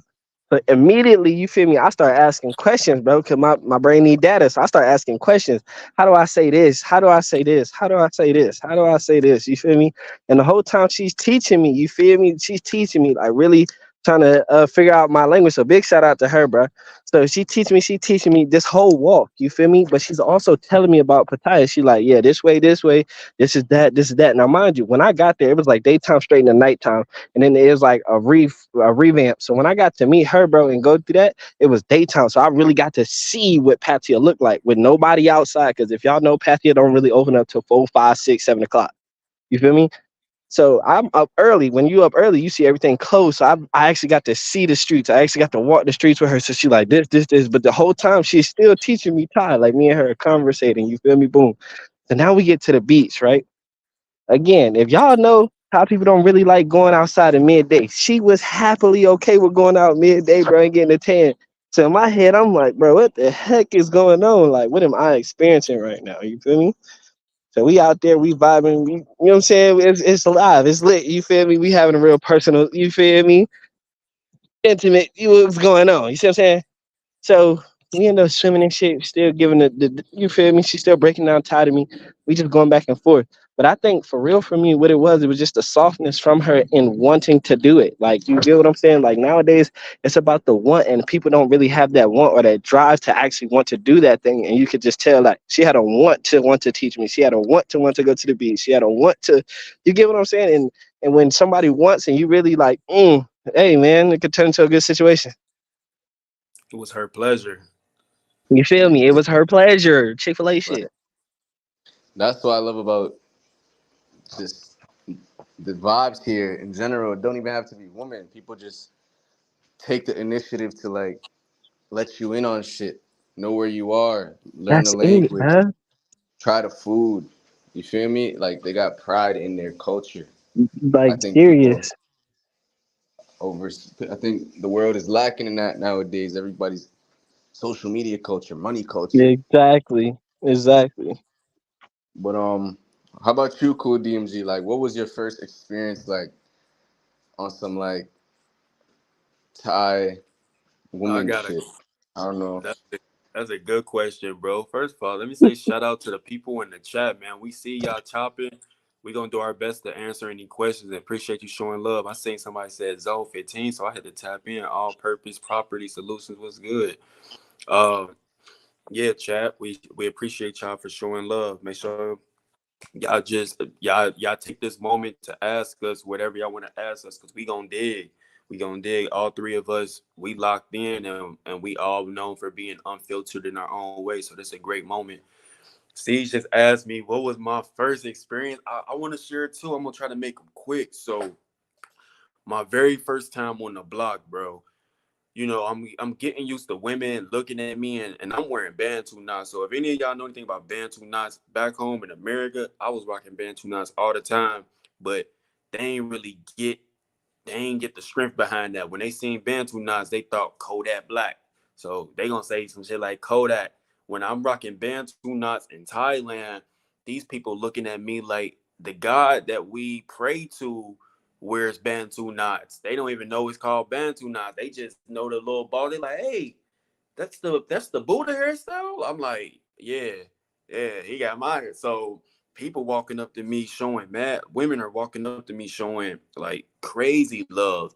And I remember I'm on the block. I'm on beachfront, and I'm walking toward Walking Street. Don't even know I am. I'm just kind of blindlessly in my motion, and some young little lady, she see me, and her riz was really really calm because everybody else was so hyped. So when I finally came across a woman who had some calm riz to her, and she was just kind of like not pushing it too much, she was like, oh yeah, I fuck with your swag. I looked at him like, I'm fucking with yours too, little baby. So we get the chopping it up. She like, yo, me and my friend about to have a drink, you want to kick it with us? I'm like, yeah, that's what I needed. I needed to sit down and be culture with somebody. So I started vibing with Shorty. This in my vlog too, y'all. I ain't gonna say her name, but if you go back to them first couple episodes in Patia, I'm kicking it with this Shorty. And meanwhile, she ended up telling me, she like, I'm not catching on the clues because I ain't know what a pro was all the way to that point. I thought the pros was only the girls who was on the block saying, hey, come walk with me to this apartment building. I ain't know that pros put in long term work. So she ended up telling me like, yo, You like women with big butts? She was like, you like brown, you like dark skinned women with big butts and hip hop music, don't you? I'm like, yeah. I'm like, yeah, I like that, but I like what I like. It's about how you put yourself together. I'm thinking she trying to say, ask me, am I into her? If I'm not into her, like, so I'm like, nah, I'm into what I'm into. Like, this is a vibe. I'm kicking it with you. Meanwhile, she trying to tell me, no, there's a place for you if you like different shit. She's like, let's go to 808. I didn't even know what 808 was. I'm like, all right, for sure. We walk into 808, bro. It must have been foreigner night because there's hella people in there, hella foreigners, hella Thai people.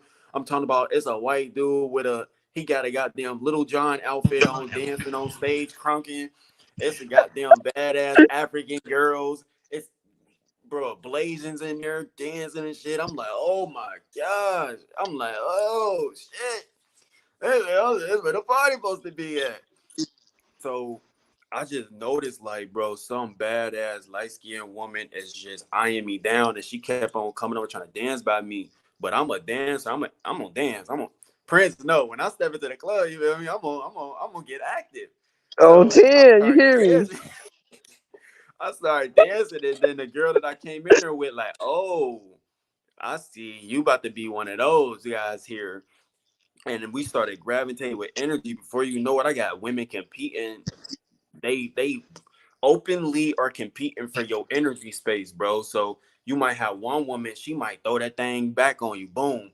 Another woman will wait until you got 3 inches of space to start grabbing your hand, and it's like they run game. You don't know if they all pros, and you don't know if one of them really wants you for the cake. But all I know is, man, I had too much Riz in my bag to let that moment go dog, bro. So I'm macking down on the baddies of the baddies in there. I'm talking about this my first time seeing goddams and they Thai women, like super voluptuous women.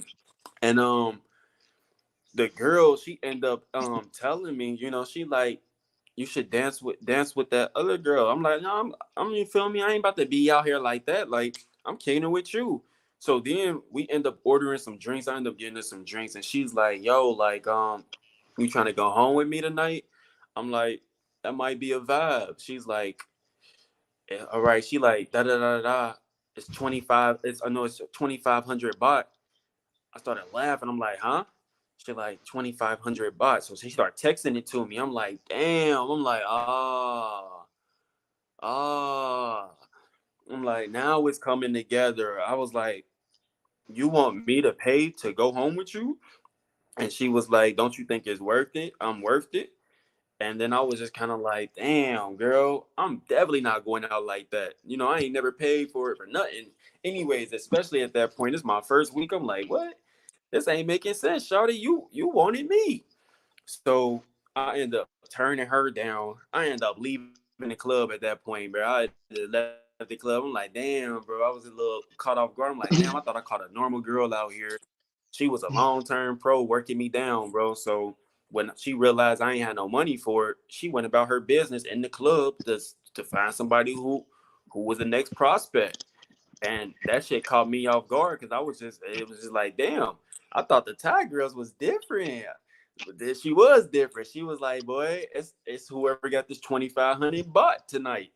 So I started walking home and I'm talking about it on my channel, like, man, y'all, you gotta watch out for shit, da da da da. But I'm gonna say, like, the realest first encounter I had was with an older woman, bro. It was a Thai masseuse. She had her own shop. It's not too far from Walking Street.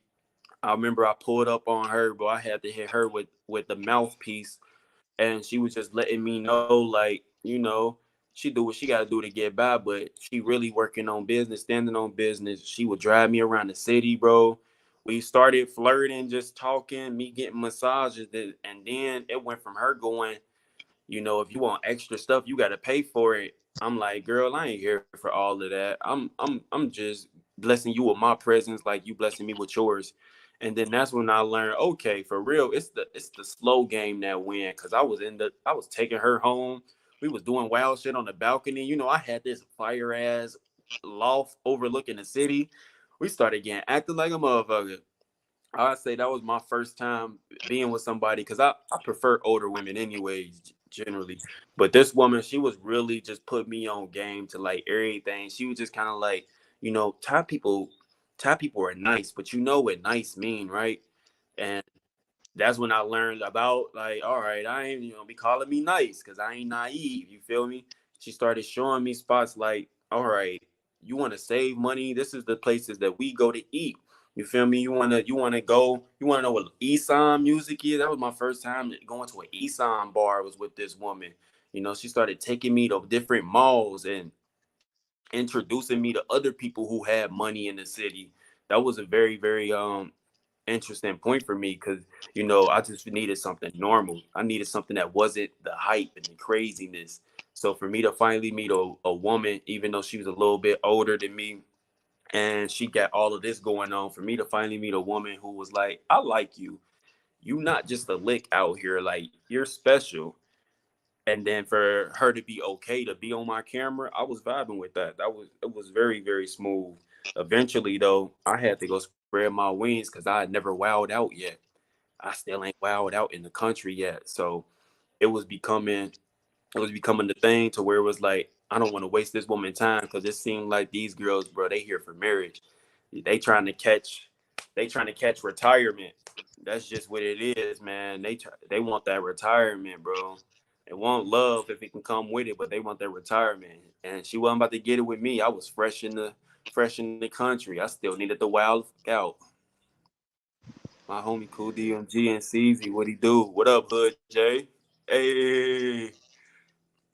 But yeah, it's some pretty things out there in Thailand. Yeah, I'm telling you, like when you go, you gonna open your perspective of what you think Asian women are, because you gonna learn. Gonna learn. Yeah, my first experience with a Thai woman was similar to Cool DMG shit. It was an older woman. I was like, bro, this was 2 years ago. So like back then, Pattaya was not like now, bro. It was like most shit was closed. I never even knew what 808 Club was. I don't think that shit was open. Half of Walking Street was like under construction. Soy Six only had like, like a few bars. So like it was just me walking around, just going street to street, just seeing who outside and shit like that. But I was on like near Walking Street. I walked in this. It was like during the day, hot as shit. I think this is the day I went to the little island, Koh Larn or some shit. You got to go to down Mm-hmm. Walking Street. Then at the Ah, end, okay, yeah. there's like a pier. I walked in this little shop, like this little Indian herbal shop, and then there was this lady. I walked in. I said, I grabbed the horse penis pills, bruh. I said, "What is this?" And then she started laughing. I'm like, "Yo, this shit gonna make me like a horse?" And then she laughed and shit. I was just trolling and shit. I wasn't here for her. But like she was on my body. Like she was like asking me for my number and shit. And I'm like, damn, okay. And she starts texting me. I'm like, oh shit. You feel me? I didn't know there was like real women here. She's texting me and she's like asking me, do you want to link with me? Do you want to come drink with us tonight at the club with my friends? I'm like, damn, what the fuck? What's all this coming from? After that, like, she had the car and shit, so she was picking me up from like I was staying in a hostel, bro. So I was like not trying to let this bitch know I'm in a hostel. I'm having to pick me up on the street over. I'm not understanding what she's on, bro. But basically, like, she's telling me she Mm-hmm. got a boyfriend. He lives in the UK, but he be messing with other girls. So she trying to like, you know, she said she ain't didn't done nothing in 3 years. I'm like, what? Why she keep lying? But she was cool. Like she showed me around the city. She had her own little condo. She was bringing me there. You feel me? Just showing me the real Thai experience. I didn't like her though, but that was my first sign of like, yo, it's not only play for play here. Like, if a girl like you, she gonna go that extra mile, bro. She gonna spend money on you. She gonna drive you around. She gonna show you the culture. the food, all type of stuff. You feel me? That's when I realized like my experience in Thailand ain't like everybody's. You feel me? Like I didn't know brother. that shit looked for me. But Yo, after can that I we had to go touch to on that? Because all of us got that experience. Can we touch yeah, on that? Like the whole it's reality crazy. of Asian women will spend that bread on you when they like you. Yeah. Bruh. What you think, Prince of Downtown? Man, I think that's it. True. Why Cause y'all laughing? you done mess with a rich one, bruh. Hey man, chill out, man, chill out. But nah, bro, it was different, bro. That's all I can say, bro. When I tell y'all that shit genuinely felt like a movie, bro. It literally felt like a movie, bro. Because C's know when we was talking before, I described everything. C's, you know, bro. I told him exactly how I was gonna play out, bro. I'm like this, and this, bro. Didn't know how it was gonna come. Didn't know what it was gonna look like. But I knew somehow, some way, I'm gonna get this, bro. This world too big for me not to. Right? All of a sudden, and cool, you know. Matter of fact, cool, yeah, you locked in. Cool, no. So you feel me? But okay. So you feel me? Just experiencing the fact of like I don't even know how to. I still haven't even developed the thoughts behind it, bro. Because it don't seem real, bro. Like it's like it just don't seem real, bro. Even though I know I'm more Yeah. than capable of doing that, it's just the fact that it actually happened. Is just like your thoughts It's powerful, and that, it just bro. come to reality. It's the generosity behind it, bro. It's like, bro, they do shit for you that your mother would never even do for you, bro. Like go out their way and make you feel like a man, bro. I was 20. Like looking back, nigga, I was a little boy. And I got Mm-hmm. 35-year-old woman treating me like a grown ass man. No I'm like, cap, yo, bro. what the fuck? No Like a cap, family, bro. bro. But they paying. It's like Bruh. it's weird. But yeah, It's bro. refreshing though, man.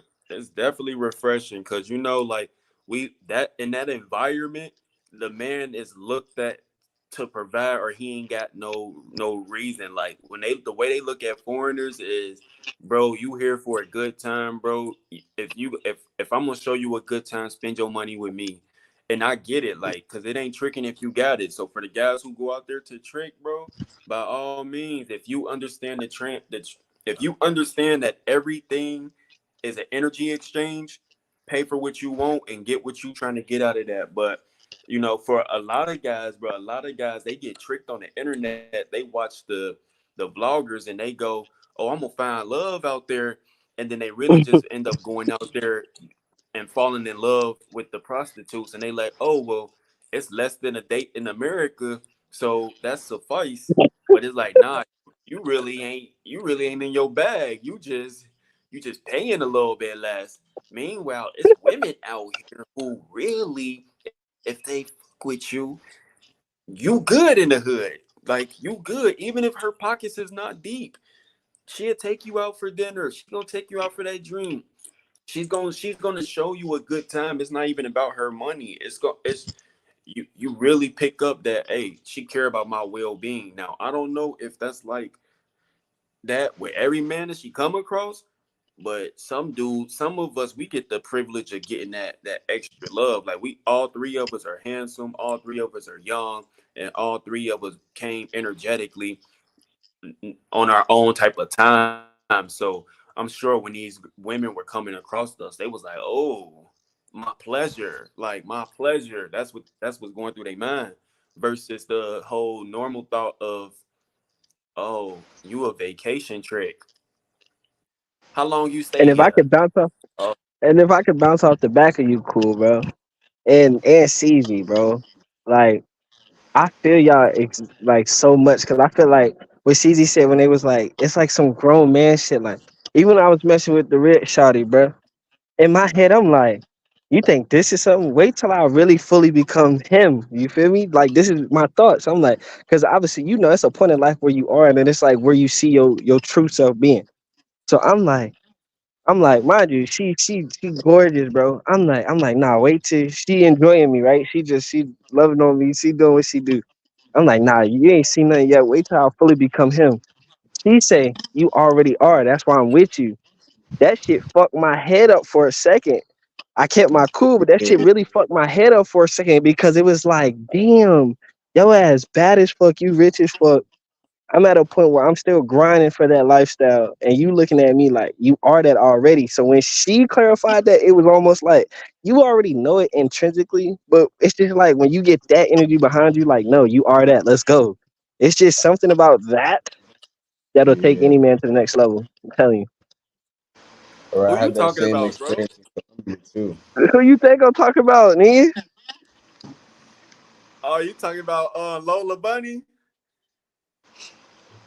I think he talking about Lola Bunny, loving basketball, loving Yeah, yeah, basketball. yeah, yeah, yeah. Damn, y'all. Hey, man, short story time, bro. Okay. My daughter, Prince of Downtown. He was playing loving basketball, bro. He had to use me as an example to show his girl what the business was. I mean, I'm talking about y'all. I ain't never been dead bad at basketball, bro. But I don't really care. I just be chilling. Thailand turn you into a calm dude. We out there playing basketball. All the homies like, oh y'all, cool. They like, bro, it's a girl who hoop. She do this shit for real, bro.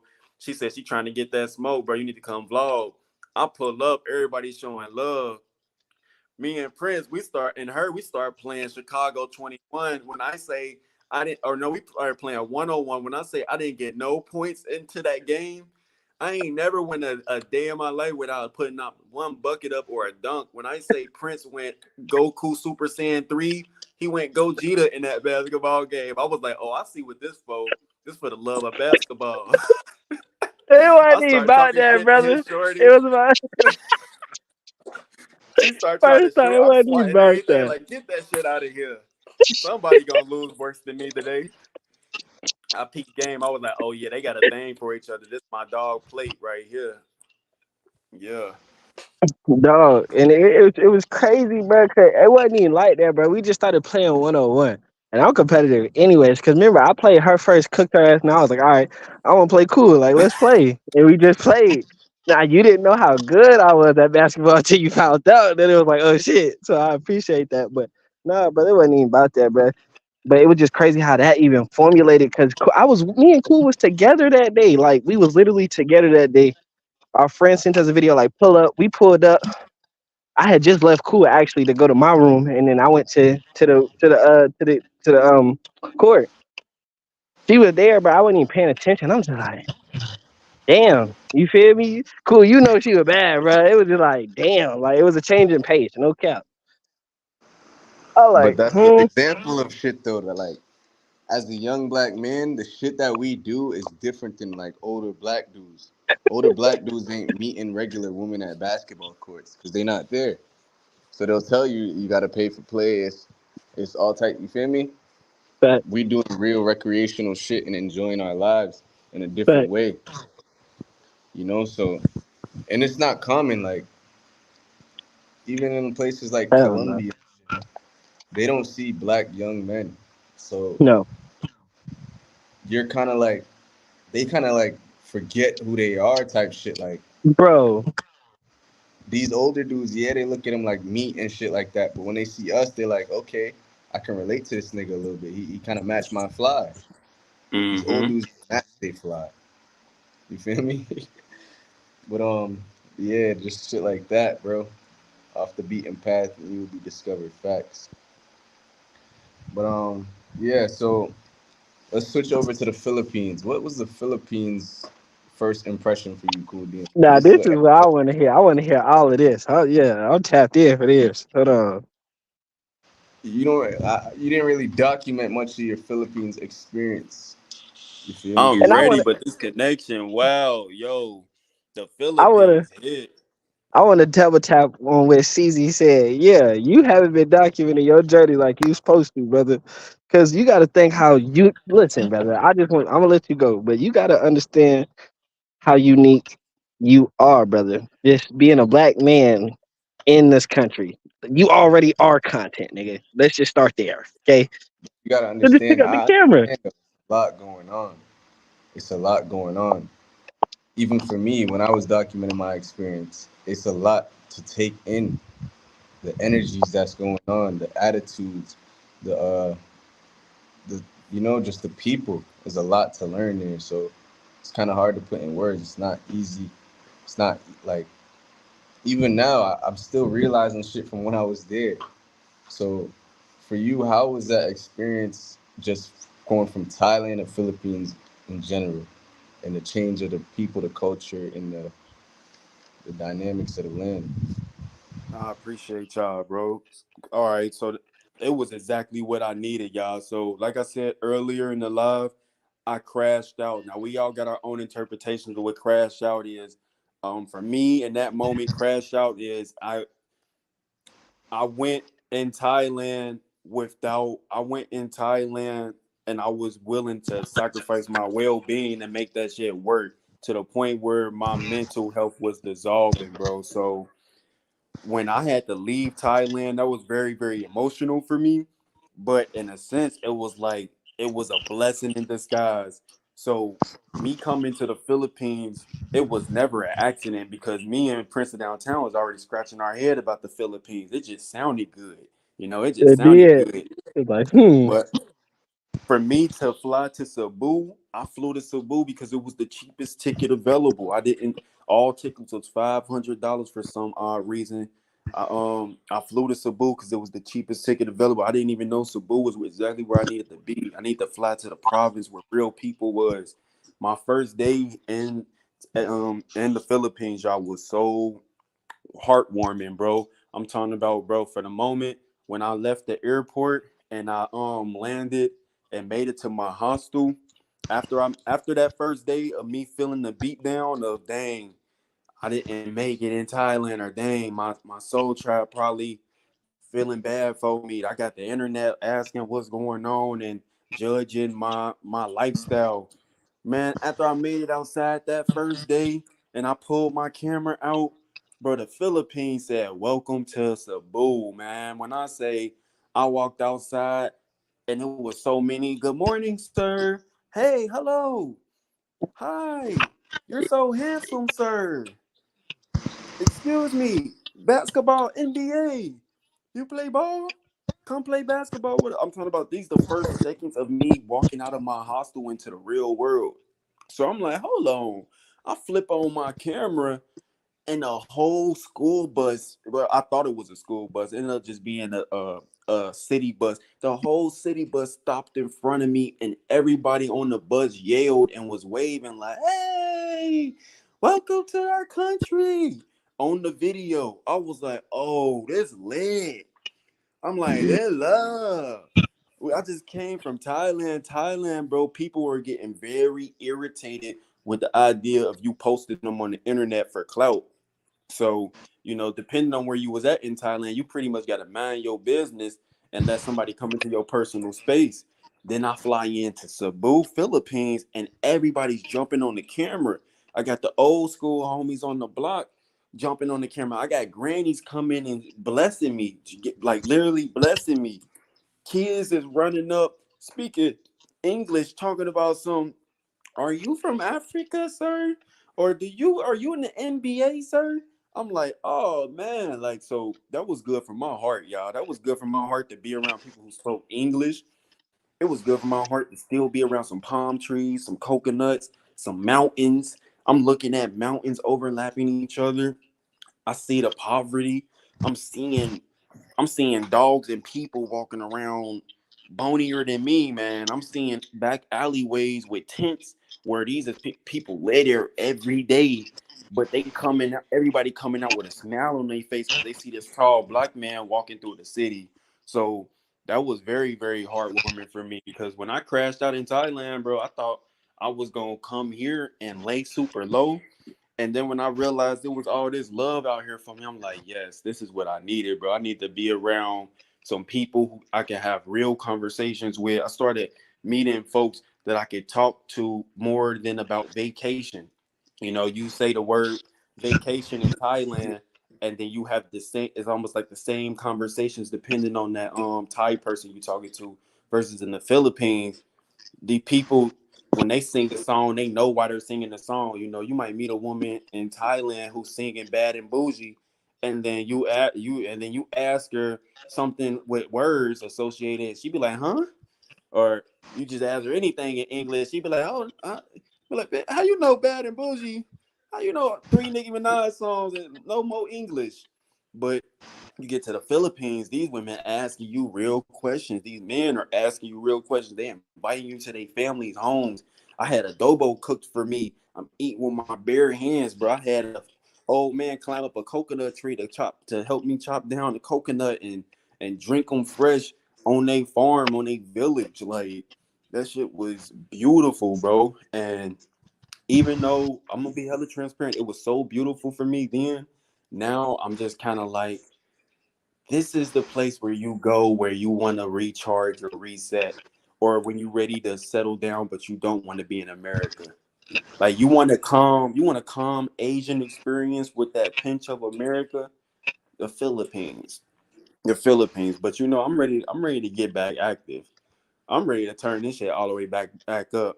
Now that I'm bouncing back, I don't think that my journey is going to continue here in the Philippines, but I'm so glad that I got to experience this, bro.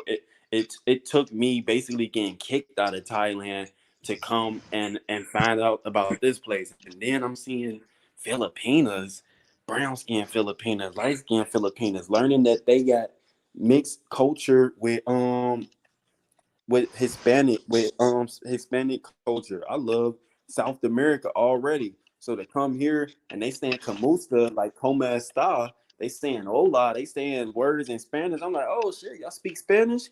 They like, oh no, we speak Bisaya. I'm like, shit, nigga, that's Spanish. Like I'm saying the culture, I'm saying the He said food. that I'm like, same shit. He was like, I know Spanish. yeah, Yeah, like the fuck that y'all yeah, did. I'm looking you at know, this meal that you just made. This is a Spanish meal, motherfucker. Y'all having identity crisis.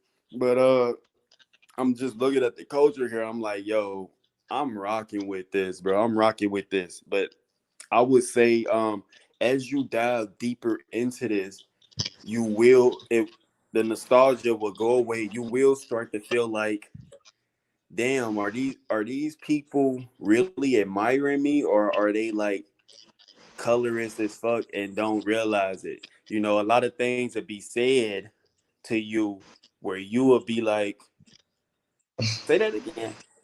Or you know, you just be wondering like, what was that person's intention when they said this thing? Or why are these people so invested into what I'm doing or who I am, where I'm from? You know, you got to be in a good place with yourself to really accept this, because you will also find yourself defending the idea or defending or being combative of what they think about you, and it don't even need to be that, but it can happen. It can happen. Like Filipino people, they gonna rock with you to this day. When I came to the Philippines, I think I gained like 50 YouTube followers from the Philippines that day. That was the most engagement I got from a country within the first day of nobody knowing me. I'm like, damn, Filipinos rock with you, but just as hard as they rock with you, motherfuckers can be snapping and turning on you and be like, oh man, you using my culture for this, or you using you try you come here with that American privilege. You feel me? Shit can get twisted too. Shit can get twisted too. And I feel like for anybody, when you being accepted into a culture, it's all good when y'all all saying the same things. But if you feel differently about something else, or if it ain't good no more, it ain't good. Y'all get what I'm saying? Like, it's good when it's good, but it ain't good when it ain't good. It ain't good when it ain't good. You can go from being a hero in a village to people on the internet slandering you, all because you told the truth about your perception and what you observe in the country. It don't mean that I'm bullying y'all. If I make a video saying it smell like death in this river, and I see kids swimming in the river of death, And I'm like, damn, bro, the water is black. Why the kids in this? Let's clean it up. And then y'all get under my video and say, bro, you don't deserve to be here, bro. You don't know what we go through. Yeah, I get it, motherfucker. I don't know. Let's clean the water. Cause right now it's babies drinking and swimming in the water, and the shit is black.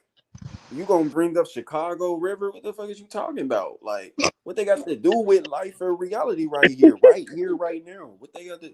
I got a platform that you was just praising 2 days ago, and I used my platform to point out some things that maybe we could work together on, and y'all gonna spin that back at me like, oh, I'm using you for clout, and that's actually a real thing. That actually happened. And I ain't saying I'm stuck on that, but I'm giving y'all real time examples. Like shit can be really, really sweet, but when it's not, you will start to feel like, oh man, like at the end of the day, the people that you visit, they got their people back. Thailand got Thailand back. Don't you ever get it twisted, bro. Thai people got Thai people back before they figure out if you kind of right or wrong. The Philippines, it's kind of like that too when it comes to social media. Now, when you meet a family here, that family will rock with you as long as you're not twisted. That family will rock with you. But in reality, you step back and you go, damn, bro. Like at the end of the day, this ain't my home. These ain't my people. It's good to visit and it's good to be in a good place with these people. But at any given moment, bro, shit cannot be sweet anymore. And you be looking around like, who really with me? Like, nah, shit feeling fishy, shit feeling shady. That's just a real perspective right there, y'all. Yeah, I've said that multiple times. Like, bro, I had the same experience. Like, exactly how you said it. My first day, I posted a video of me playing basketball. Nigga, my shit blew up. I probably gained thousands of fucking followers on TikTok. My shit's viral. Every video I drop is viral. I'm like, damn, the love is crazy. But what y'all gotta realize about Asia, bro, like he said, you will overstay your welcome very fast. It can happen in a split second, bro. Like they just turn on you, bro, and they start saying the most racist shit you've ever heard. Nigga, they acting like they want you dead, talking about they gonna call the police on you, call the mafia on you. This shit's crazy as fuck. And it's like, damn, bro, I really let my guard down around y'all. I trusted y'all. I treated y'all like family. And it's like the same people that will show you the most love will turn around and say the most hateful shit to you. And it's like, damn, you felt that way the whole time then. So that's one thing I realized, bro. I can't trust nobody here. You feel me? I can't trust a soul. You feel me? But like yeah, it is love, but at the same time, like you said, they take their culture serious, and like they feel like you're already a privileged Westerner. You're kind of stupid. You have a low, you just have money, so they feel like fuck him. Go back to your country, you know.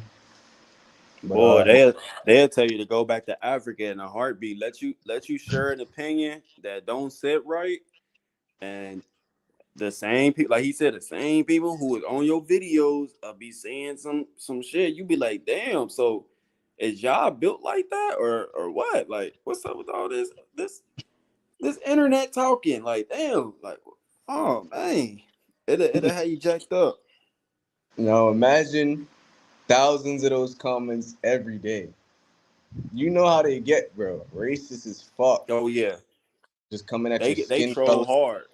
Yeah, it's not even trolling though. It's like, nigga, the way they be in depth with it. It's like, how do you even come up with this shit? This must be a running real joke. Oh, it is, bro. This is how they treat. These are the things that they said to the black Filipinos and the dark skinned Yeah. Filipinos. So before Africans started coming over here and Americans started coming, these were the trifling things that they was saying to the dark skinned Filipinos in school. They was this was already habits that was there, and you feel me when they found a green light to say that shit to you, and but It Yeah, ain't everybody, because you'll have people who will come in your comments and apologize in advance for the yeah, racism, and you'll be like, "What racism?" And then you'll go, "Oh, that shit. yeah. Oh, you do want to say the N word the way I say it, but you don't want to know the history, or you don't want to know the appropriation. Oh, you do think you can talk crazy because I'm out here solo dolo, like it yeah, some people gonna push the buttons, and if it's 1,000 people plus, and now you speaking your mind and they at your neck, oh we that don't even feel safe no more. It don't feel good no more. Nigga, I still get nigga, I get death threats every day from Filipinos, but like I just understand them to a T where I can't take offense to it because it's like you're not gonna get mad at a crackhead for smoking crack, right? But yeah, like you said, bro, the dark skinned Filipino shit. They're always gonna say we're Filipinos, we're black before we have black history, we have a black tribe here, but they're not mentioning that those black people, those black people get the worst racism. They don't like the Boy, motherfucker. They use them as a scapegoat when a black person says something about and racism. it'd be the palest person. It'd be Susan, who walks around with an umbrella so she doesn't get tan, talking about some, my We're great black. grandma was a negrito and my cousins are actually dark skinned, so I can say nigger if I want to. And you'd be like, hold up, bro, what are we even talking about? Why, what are you doing? Like, first of But all, the that's way why I y'all say, realized you can't argue with them, brother. They don't have any logic when it comes to the brother. It's like arguing with your little sister, bro. There's never gonna be a point that they make where it's like, okay, that's an explanation. You feel me? They're just gonna bring up some shit that sounds good, that sounds like something they've been saying their whole life. No, we have a Negrito, we have a Negroes Island.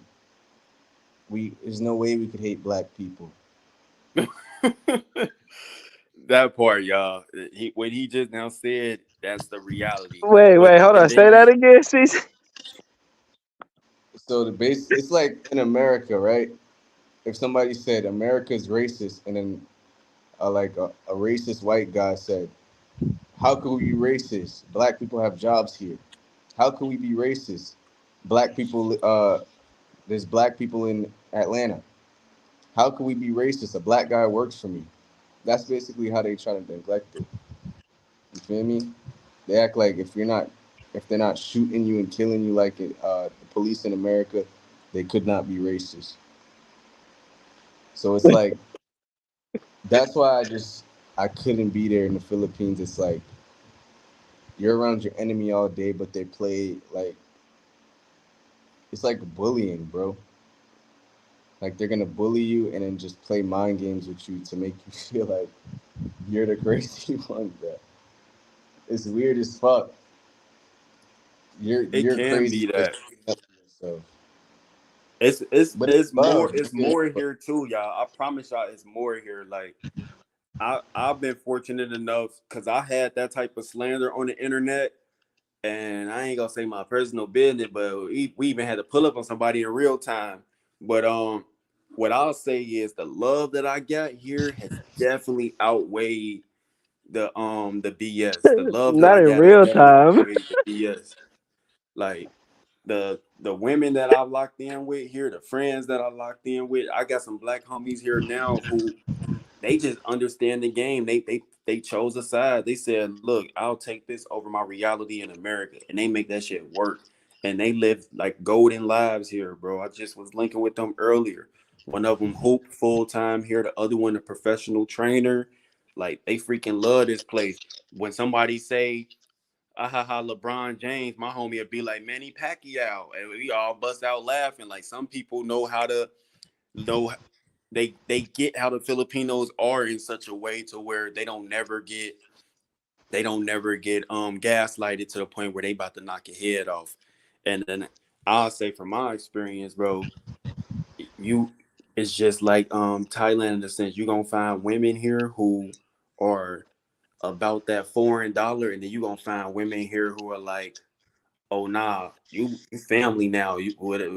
You need something, you come to my family. When something's going on, you let us know what's up. We gonna see if we can handle it with you. But it's also that fake love going on too, where it's like a mother could be right next to you, but they be speaking and beside you saying some BS. You really just gotta use your heart chakra and use your tools and keep your awareness sharp and not put yourself in a position to have to figure out how far people arrive for you.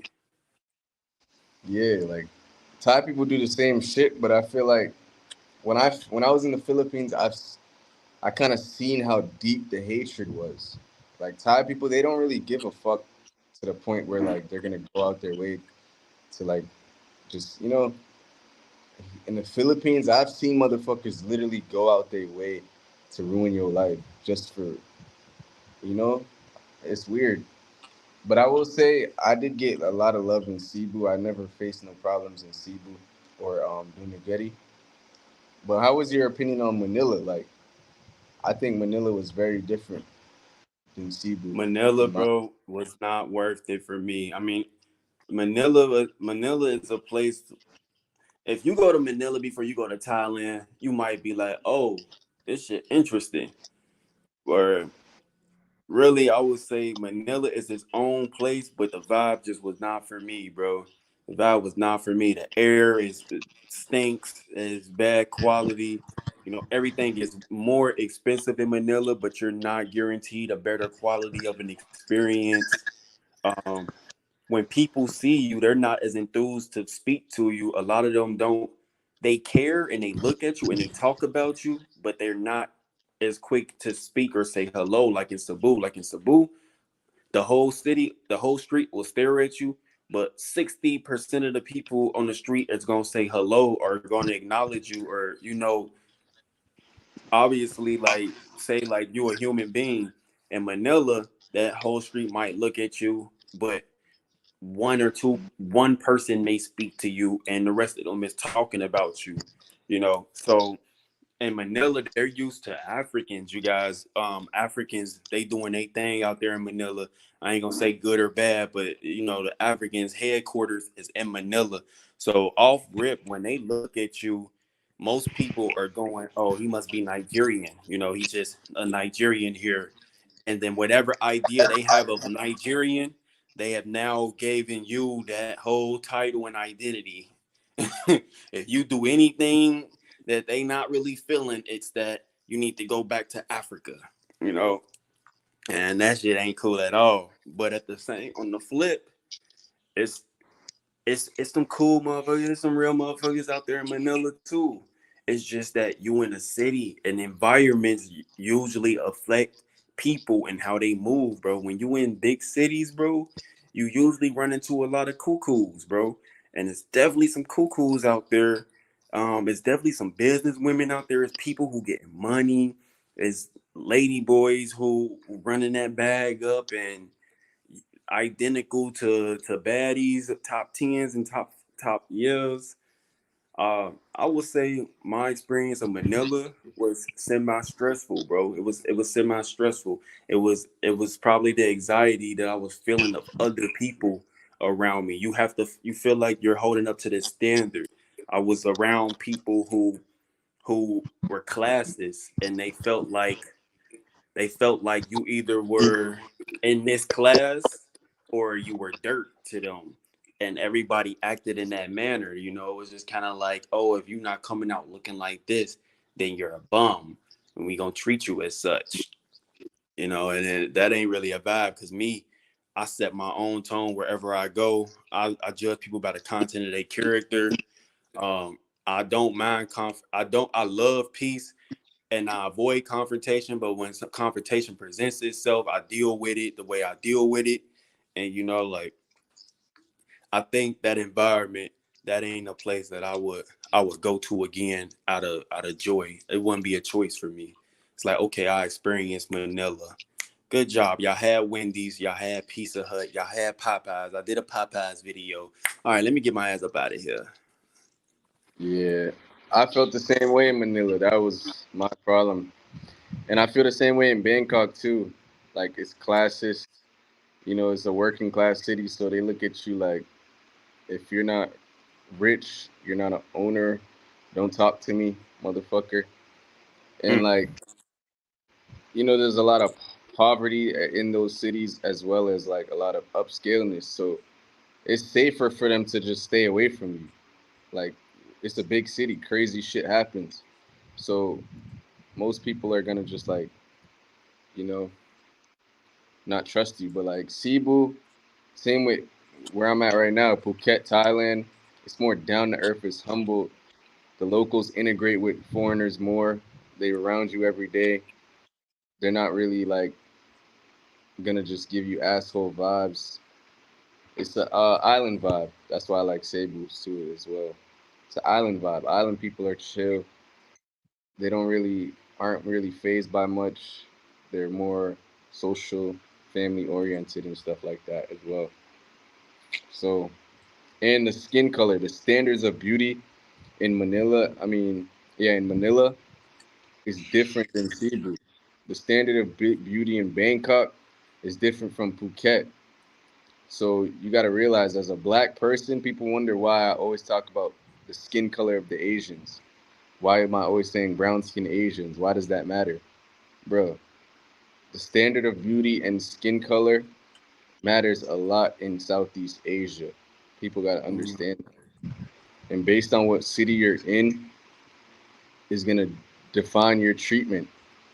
And it might be like, bro, you're from somewhere else. Why does that matter? They don't see it like that, bro. They see your skin color. So if you're a white man, it's automatic respect. It's automatic, okay, Big privilege. his word holds value. It's different. So that's why I prefer like island cities, especially in Okinawa, Japan too. There's brown skinned Japanese people there. It's different. The vibes is different. You're not really a threat when you walk in the store. You're not really like just stared at like a fucking piece of meat all the time, like a beast. But Damn, bro, yeah, Japan popping up a lot, bro. We gotta ask you about that. Yeah, Japan popping up a lot on my news feeds these days. yeah, Talk about they need niggas out there immediately producing babies. About that shit crazy. that shit. Crazy. That's what the world really like, bro. They just don't be putting that on the news, bro. The world is changing, bro. They told us global warming was about to be the end of civilization. For who, nigga? For who? Black people been in warm for our whole existence. When the fuck some ice melting was gonna hurt us, bro? Like I just made a video. I want to spin back on what Ceezy was talking about the colorism, bro. In the Philippines, they don't even acknowledge it, bro. Like I made a video. Mind me, I've been here for 6 months. I've kicked it in a province where everybody can't escape the sun, and they're my complexion. Like I got videos with kids and people who are my complexion, or really they really like your complexion, Prince. They really your complexion up over there Okay. because they get so much skin, they get so much exposure to the sun. They got healthy bronze, beautiful colored skin. And I kick it around them people, they have to be in the sun all day. But they also live and look beautiful. They don't have no hair face routine. They wake up, drink a coconut, barely got soap and water and still be looking good. So I made a video on TikTok. I was like, these are things that I noticed about being here in the Philippines. I brought up the fact that folks rock umbrellas. Now, when you come to the Philippines, you gonna notice, and like he said in Manila versus Cebu, Manila, you gotta be white passing to be attractive. That's also a thing here in Cebu, but because so many people are not that, they kind of settle, but mentally they telling themselves, damn, I'm not white passing enough.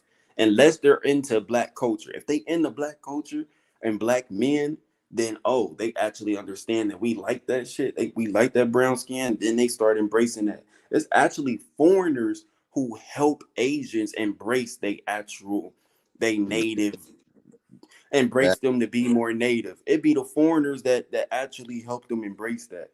It's the foreigners who come and say we love your skin tone. We love your hair. Don't straighten your hair. Damn, I like that brown skin shit. What you doing? Self love, self The love. P man need to pull up, man. That what it sound like. I Yeah, mean, bro. Even shoot, do it. I feel like Yeah. Thailand, them niggas do not like brown skinned women. They like the whitest woman, bro. If you look at a Thai commercial. If you get it on YouTube or ads or a billboard, you're gonna see the whitest, little skinniest John.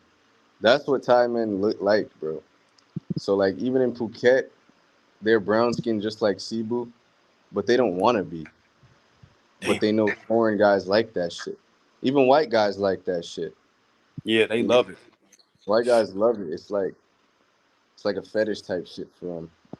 Damn, So so they'll they do not that feeling for them. themselves down in the Phuket. I mean, it's a beach town, so like you can't really do nothing about being brown skinned. But like they if you talk to them, they'd be like they rather be white, you know. They rather when Mm. their skin is lighter when they And don't that go can outside. affect the relationship. Yeah, That can affect more than anything, bro. Like the skin bleaching is real here in Asia, y'all. Skin bleaching is a real thing, bro. So I got a homie who's white passing. I think he's mixed, but he's very much white passing. He came out here to the Philippines. He got hit after hit, million views after 6.1 after it, like because he got the look he's gonna soar. So if you white passing and you watching these videos, coming out to the Philippines for your content, it's definitely gonna do something for you. Like that's just what it is. But because they look at Korean culture. Korean culture has been implemented here, and they got people looking to be everything but actual Filipino. Like what you see on the commercials is a Filipino person, maybe, but they don't look like the majority. They don't look like what the Philippines is, bro. The Philippines is these big, wide, piggly wiggly nose, bro. They got big, wide nostrils, bro. They got yeah. that bronze skin, bro. They they got these very, very specific features, and it ranges from multiple different things. But a lot of the people here, they don't even want to look Filipino. They want to look K-pop. They want to Yeah. look K-pop, and when you meet a woman and she wants that for herself, and you acknowledging her beauty, but she can't, that can take a toll. It's like, damn, I can't. I'm about self love over here. Ain't No no way in cap. hell you about to But have that's my what baby. black guys gotta understand too. Like this is a big point. We don't understand that we get the leftover woman when we in Asia, and you're gonna be like, "How? She bad? She's bad to Western guys because she's fatter, she's a thicker, she got browner skin."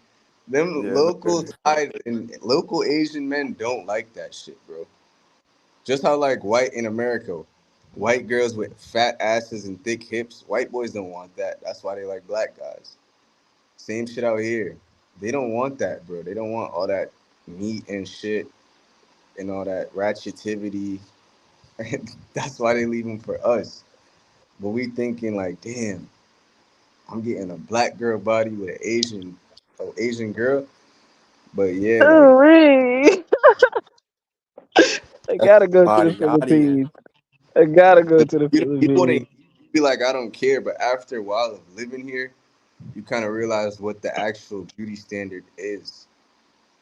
And sometimes it can wear off on you like, damn, I do want some skinnier, whiter skinned girl because that's like more valuable.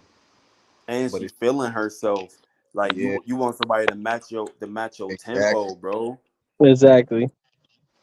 Especially You if you want got somebody. money. Why would you want an older girl? Why, you feel me? Like when you start feeling high, your self esteem is up, bro. You want the best. You want the best. You want to be up there with the best. When people see you with a woman, you want her to look the best, matching No fly. cap. You feel me? Like why my chick can't be bad? Why we can't eat at the finest restaurants? Why we can't live good lives, eat the freshest fruits? Like I like Like what as a Prince black said dude, one bro. time. Oh, what you about to say, bro? I said, as a black dude, sometimes you don't realize that, but the locals be looking at you like, why are you with that little scallywag? And a lot of dudes that come out here, they fuck with the prostitutes and they bringing them around lifestyle that it's like, kind of make yourself look like a fool. Yeah, they definitely looking at us like we foolish. Yeah, They either looking at us like we foolish, or they looking at her like, damn, you had to go foreign. Cause they bully within the community for going foreign too. yeah, Especially going black. Now, this might confuse some of y'all because we just talked about how much they are attracted to black men. We're fetishized heavily over here in Asia. But in the same sense, within their community, they get bullied for going foreign. fact. You either privileged and lucked up and got a white man, or they thinking, oh, she had to go get a black man because nobody want her. And Yeah, really, you thinking, oh, I just caught the baddest in the lot. I mean, to you, that's your reality, but in her reality, she got folks judging her or judging y'all, and man, it can be all type of stuff. The biggest thing is if your bag is right and your mental is right, get you somebody. I ain't gonna say that you can train. Get you somebody that you can learn with and grow with. And if they on your mental, let them know we don't give a fuck about what anybody else going on. Like, you That's what gotta I'm have this saying. before you really be seen with her and really showing some motion with her, because they can get to her. People can get to her. People can try to get to you, bro. It's gonna be people who won't respect her. It's gonna be women who won't respect her, who will walk up to you as soon as she go in the bathroom, like, what's good? I'm the beauty standard of the Philippines. I want you. You be looking like, girl, what's wrong with y'all? Like, she just walked to the bathroom. yeah. And the thing about Asia, bro, there's a lot of unsaid shit. So you might not realize why the relationships don't last, bro. It's the environment. You might say, bro, fuck what they got going on. I'm here, nah.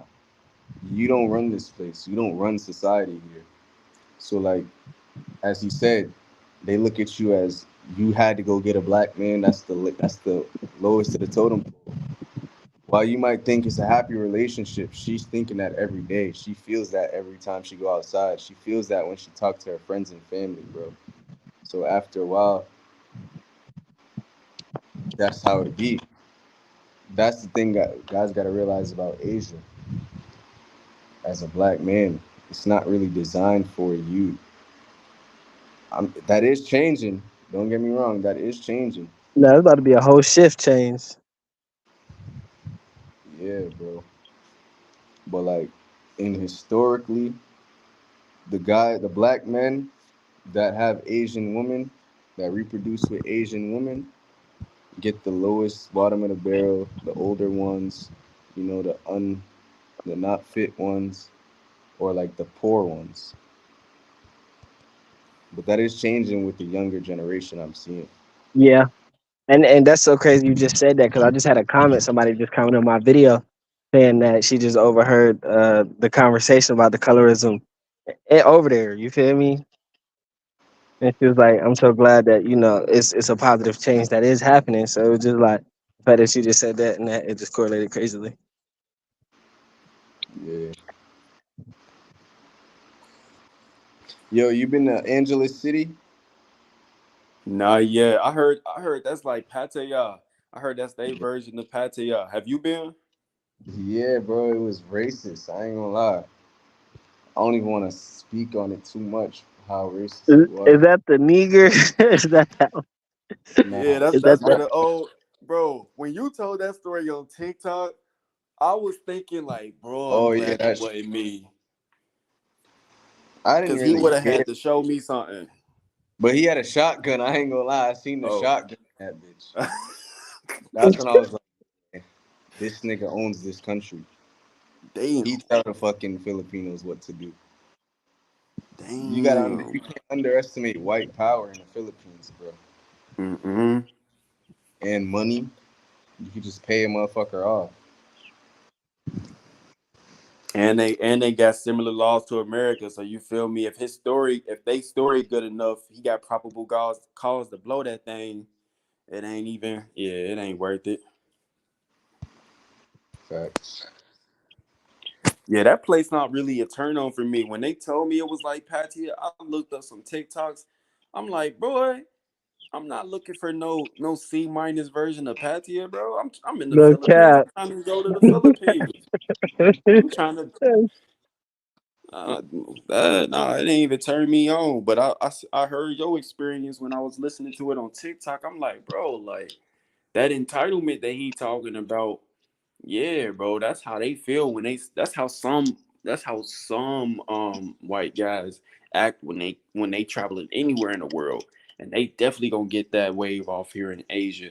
But I also say like it's some white guys. They just so happen to be white dudes, bro, and they just cool in it. It just so happened that they privileged as a motherfucker. They don't care. They like shoot what it is. And then it's others who's like, oh, I need to own and control everything around me.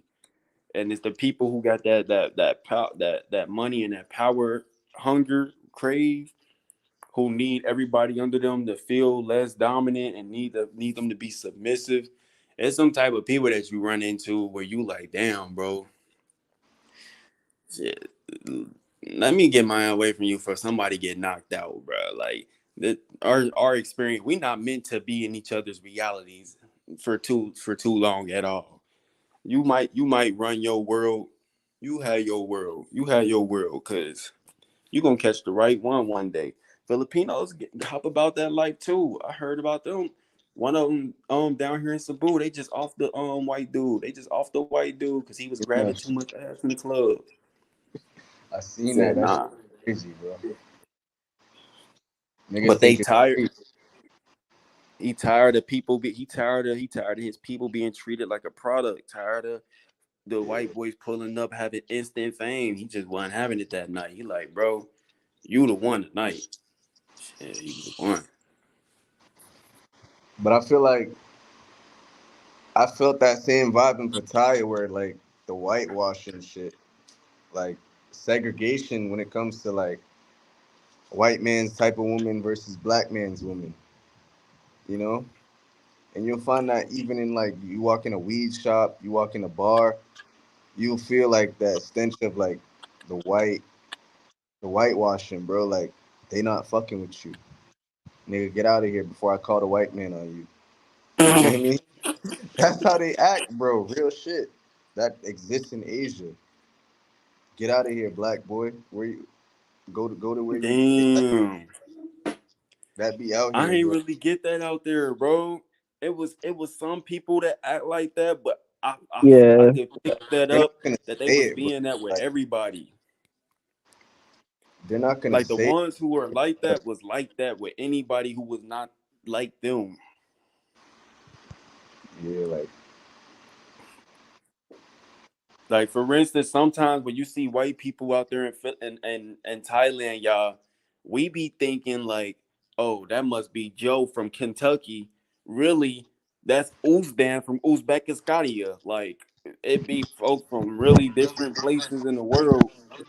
And they really sometimes you be catching the Russians out there and they be looking at you twisted in the motherfucker. And then you be looking back like, boy, what the fuck wrong with you? Like, you what's going on? And really, he a Russian dude or he a dude from Switzerland who ain't never even seen a black dude in his life, or who got a problem with you and ain't never even had an interaction with you. Like it's times like that, but Thailand give more of a neutral vibe to where it's like at the end of the day, bro, Thailand ride with Thailand. So you think you got it like that, but you a visitor here just like I am, boy. Then neither one of us want to get in trouble. Neither one of us want to mess up our vacation. Like they just so happen to be at spots where you don't want to be at. Where you see a whole bunch of old white dudes getting it on, you probably don't even want to be in that club.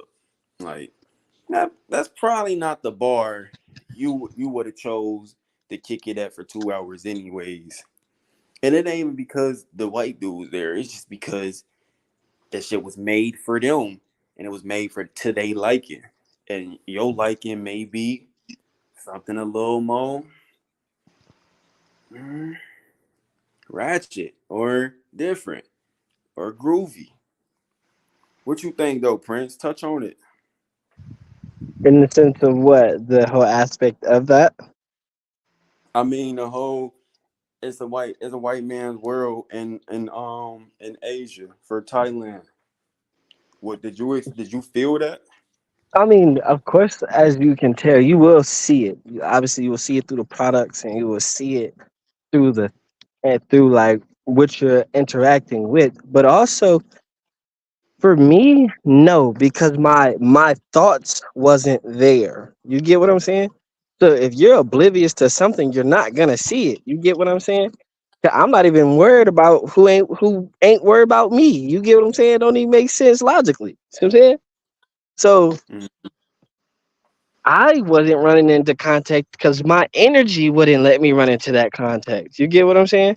I'm not in these places. I'm in the places that I like to do. You get what I'm saying? So I'm probably not gonna be somewhere that if I don't like to do it. You see what I'm saying?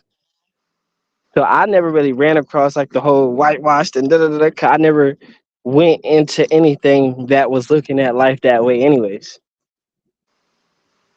I won't say it's a whitewash. I'll say like as a black man, sometimes they look at you like your money ain't good. You feel me? Like the white man's paying way more than you. The white man is more serious with his money. So like sometimes you nah, just get like that's that true. cold shoulder vibe. Like Yeah, fuck I've it. never He ain't experienced lying. that. He ain't lying, bro. You ain't lying. I don't know why I ain't been acknowledging from that point because I've been in Asia long enough to hear the conversations with the women, bro. The women to tell you this shit too. Once they get mad comfortable around you, they'll tell you what they was brought up to learn about black people in their provinces, bro. Like I've had Esan women tell me that I was seeing, like, man, we seen movies about the black man and they call you nigga in the nigger in the movies, and the white guys who used to date our parents used to say that y'all was only good for getting women pregnant and leaving. So it's definitely things implanted about us, and then systematically there are the ones who take mental notes and go, oh, the black man don't want to buy no beers here. He don't want to spend as much money as the white man. He just wanna play around with us. Like, yeah, there's been conversations like that held between the people here, and then they will give off that energy. So if it's that, it's probably that. And that's in the Philippines too. Real talk. So that, that was actually valid, bro. Nah, for real though. Like I felt it in Angela City the most. That's when I was like, nigga, I gotta get the fuck out of here. Cause it was like, bro, they literally is like they didn't even want you to serve you and shit. Cause it's like, bro, the white man, his money's the only good money here, type shit vibes. Now they like in Phuket, it's different. Like it's the Arab money and the white money, which is the most valuable. Still not black money, cause it's like they got so much money to where it's like there's no like they just feel it's security, bro. They want security here. They got it. You feel me? Like black man's money is more newer. We're a little more selfish with our money. We're a little more onto game, so they can't really run game on us. That's what niggas gotta realize, bro. Like they can't just put on the act around us like they can do for the white man and just get paid and get a The house for five their minute mom. show. Yeah. That's true. We actually prefer the authenticity when it comes to people, but the white man he wants You to don't want know that. that he can pay to be comfortable. Yes. And they got so used to the activity of that when they get around people who's not on that type of time, they like, "Oh, he's difficult customer. I'm just trying to get my bills." Like, and We they remind them like, of "Man, the I just." local Thai men, bro. I realized that recently. Like, we remind them of the local men who are just too like straight up and no game. The white man, he don't know game when it comes to Asian women. He just thinks, okay, she's sweet, she shuts up, she does what I say, and I just pay. You feel me? For us, it's That's like tough. it's not really like that. We look up to you as a man with money type vibe. Don't get me wrong, they'll hook up with you, they'll have fun with you and shit. But they know for long term stability and like Yeah, they not taking you hiring serious. her, yeah, like a lot of them out here ain't looking for love, bro. If it was looking for love, they date local men. That's who they're really attracted to. That's what their father looks like. They want stability and to retire and live in a man's home and you feel me? Pay for their family's expenses and shit. It's a different game. Black Dang. men ain't doing that, bro. Let's be honest. We ain't, are you trying to do that? Are you trying? Let's be honest. Yeah, Are y'all that's trying to take care of a girl, a woman, and her family, and make sure she's good for the rest of her life? You wanna go No. first, school? damn, boy. White Off men is off willing to do that. off rip. I'm gonna say we always are hesitant to even say yes on that because it sounds like it's a scam. But let me put it like this: if I when and if I see a woman, I'm not even gonna say about Asian. If there's a woman that I believe in and my love for her, I just want to see you win. I'm willing to invest as far as and as deep as that love for you is. So real in reality, bro, if my bag is right, we're not talking about me being a YouTuber making budget travel content. We talking about some I got a plan. I got a plan that's already being fulfilled. I got the passive that's flowing in. I got the foreign man money really rolling in to where it's like I can show love with dollars. And I know that you the person that I want to spend the rest of my life with, or that I want to see you do well in life and your family.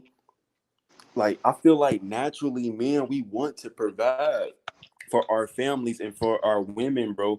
It's just the idea of it being so transactional that disgusts us, bro. But if it's not about that, and then you feel me, we lean into, okay, how can we build generational wealth for my family and your family, and I rock with you, and I see a future with you, and I am investing into you, like you're about to have my seed. I'm making sure y'all well because I'm making sure I'm well. I'm making sure my mama for sure is hell well. I'm making sure the family well because I want to fill that role, even if we in America, Cambodia, any of that. But if I'm not there yet, and these are the things that you won't off rip, and you not even interested in the love. You rather find that security first before you find love. You miss me because it's like yeah, Ain't it just no ain't my love. speed, sweetheart. It's never gonna be love, bro. That's what people gotta understand about this culture, bro. It's never love. It's it's like a job, bro. Like uh, people underestimate how transactional the relationships are out here. Like these women are literally getting a weekly salary from these guys. But that's because they got it like that. That's what they want. That's the white man's dream. That's not a black man's dream. Let's be real. That was never our dream to come to Asia and take care of fucking random people we don't know. Like Hey, and they will that's leave why it this all white man. too. That's why They this is will a leave white it man. all. Yeah, Damn. bro. And they're giving them the will, all type of shit. I know some ladies out here who playing that game right now. It's like a 10-year work contract, 10-year work program. You get married, they get on these websites where they meet, bro. I don't get it, bro. The men, some of them is black men too. These rich men get on these websites so that they can have immediate access to what they consider baddies. They get online, they pay to send them messages. They finally get to pay to fly to meet the women, and then boom, within a week they either high profile girlfriend or getting engaged and moving to Australia. Within 5 to 10 years of that work contract, aka that relationship, if she got a baby, she probably gonna get gone. She probably gonna get gone. Or when she tired and she's done enough years with you to where she can ask for half, it's over. Then she's flying back to her country and she's getting with a Filipino man, or she's getting with the man that she really wants. And I know women who have successfully done this, and they under the age of 35, to where it's like, okay, now I can actually, and now I can actually just be a lover girl for the guy that I want, because I'm set for life. Yeah, like So the really, we just Thailand don't shit. want to be that guy. We don't want to be the dude who's setting them up for life for somebody Yeah, else. We for don't real. mind when she come into the picture and she wanna fly us out of town, and she wanna show us love. We don't mind that shit. We just ain't trying to be the sucker who paying for the whole program. But their family tells them to do that, bro. Like they're 16, 17, 18, bro. Their parents are telling them, yo, go to fucking Pattaya, go to Manila, and go find you an old white man who worships your beauty and your body and just wants to pay for the family and shit. So that's the culture. Like they're not telling them, yo, go find a black nigga with a big dick and get fucked for 30 years and not bring nothing home. Let's be real, bro. Yeah, that It's sound. different. I ain't gonna lie, that sound like a dummy. If I was in Asia, Dumb, bro. my daughter, I would be like, hey, what's going on? I heard about you in Manila. Bring your ass down. Bring your ass back home. Going outside. For real. But that's the third world country. We're not blows black. We're not used to the third world. Like that's what um, traditional women are. Traditional women don't just do shit for you for no reason, bro. They're not gonna just cook and clean for you and shut the hell up for no reason. They're in it for something. Whether you think that's wrong or not, whether you think you should deserve love, not everybody views it like that, bro. Love ain't really something niggas is searching for or women are searching for. People trying to change their lives. A lot of these old white guys, they didn't already been in love. They didn't already been married, divorced. Maybe their wife died. They just want something cute and nice around them before they die. Mm-hmm. So And black, unpleasant. we don't view it like that. We think we need a bad Asian bitch on our arm and right off into the sun. Yeah, yeah, They nigga. got needs. Their family Hell starving. yeah. That's exactly how I see it. Their family starving, bro.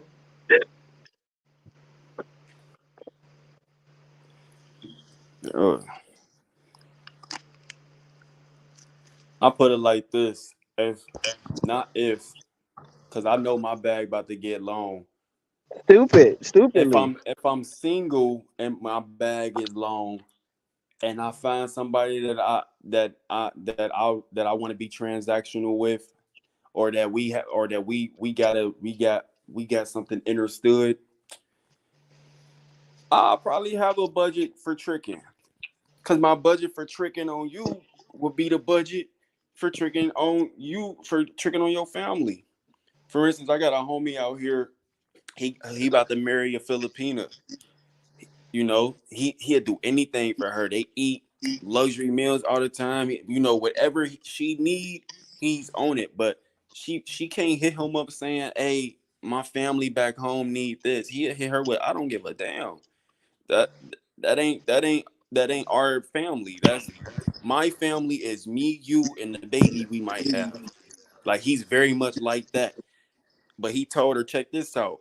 Because we about to be married, I'm gonna invest in you. I'm gonna help you get everything that you need so that you can be making your money and you can be paying off your family. You can be getting a military check, do your 4 years in America, get a military check, and you can pay off for your family. Da da da da. You feel me? You can go get a job if you like, or you can sit and you can clean the dishes at home. You really gonna do both though. But you can be an at home wife and enjoy the lifestyle with me, or you can be a go getter and go get it for your family, and I still ride for us and take care of us. The way he got it set up like that, it's like damn. It's like damn. Okay, that's just his cards though. He said, "I'm not doing the whole. I'm taking your family in. I Facts. just He got straight me." up transparency. And that's what word like when you know what you willing to sign up for. If you can be as raw as possible about in that, general. you eventually gonna find somebody who gonna get with your program. Bro, telling you. You might have to sit longer than everybody else.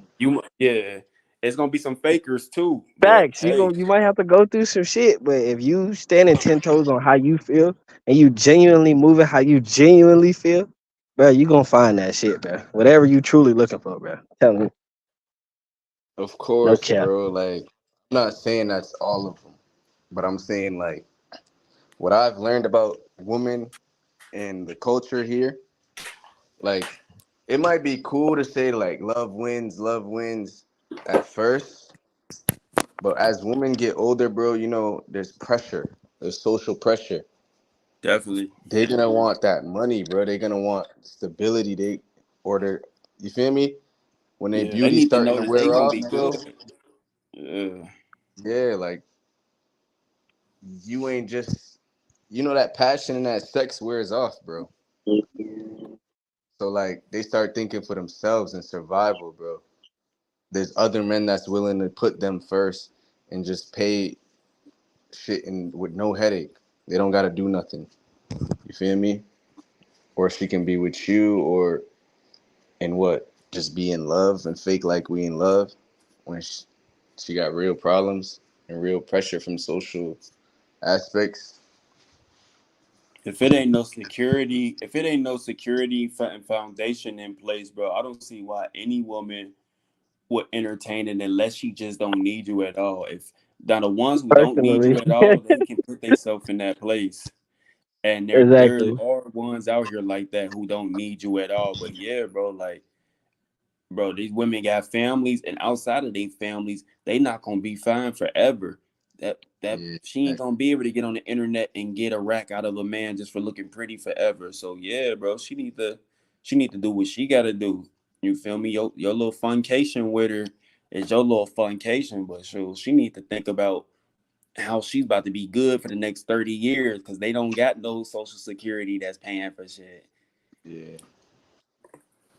I think we kind of live in this little fairy this privileged land where we could just come out here and just leave whenever we want, just forget about her. They Oh understand yeah. that, bro. And you're gonna be fucking with other women because you got money and power here. They understand that, bro. So they kind of realize like, damn, if shit goes south, I'm broke. I'm on my own. And after a certain age, they kind of like they can't just jump back up and just find another sponsor when they're not as beautiful and young and 18 no more, bro. It sound like a So, dirty game, bro. It really do. cause we all trying to use each other, bro. Let's be honest. We using a We all trying to beautiful play woman. to win. Yeah, yeah, bro.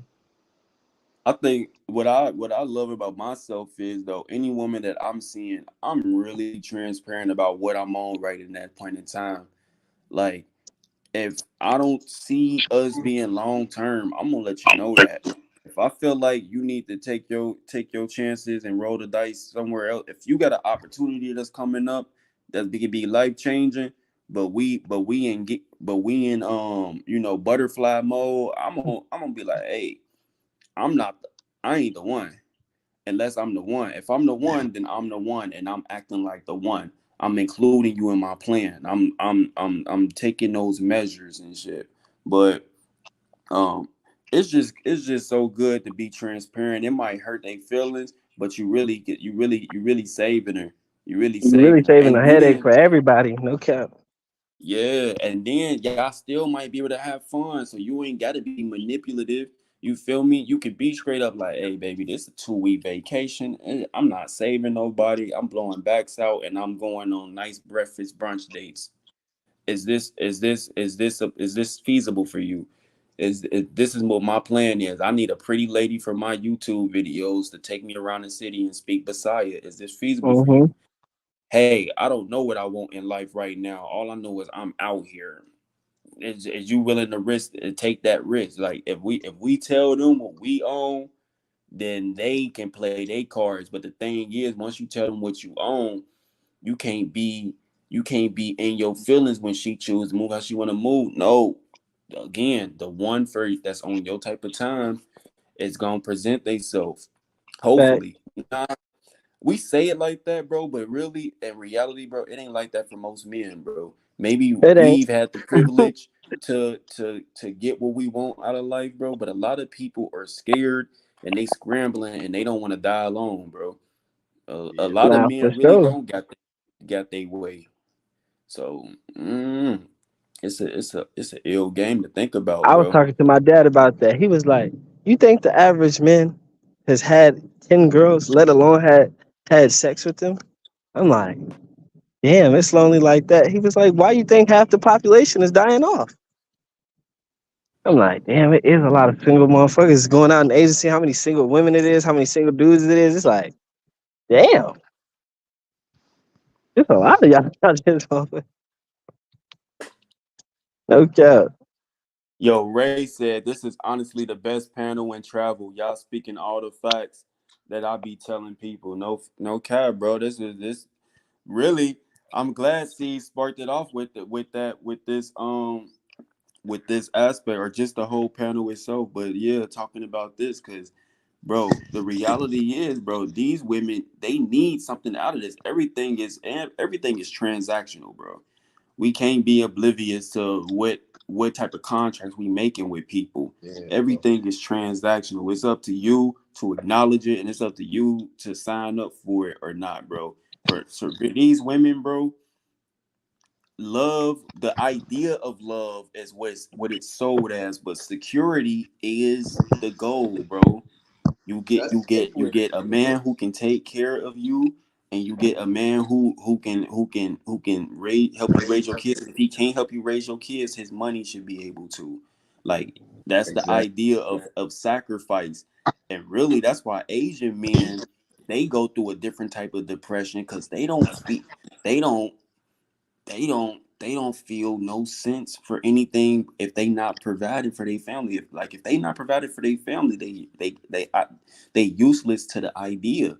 In fact, it's kind of suffering for them because if you can't provide for your family, okay, fine, then we're not choosing you, tall black man, tall white man, and now 90% of your whole village, your whole community has rejected the actual native man, and y'all just sitting on the sidelines riding scooters, riding dudes to go get into some pussy.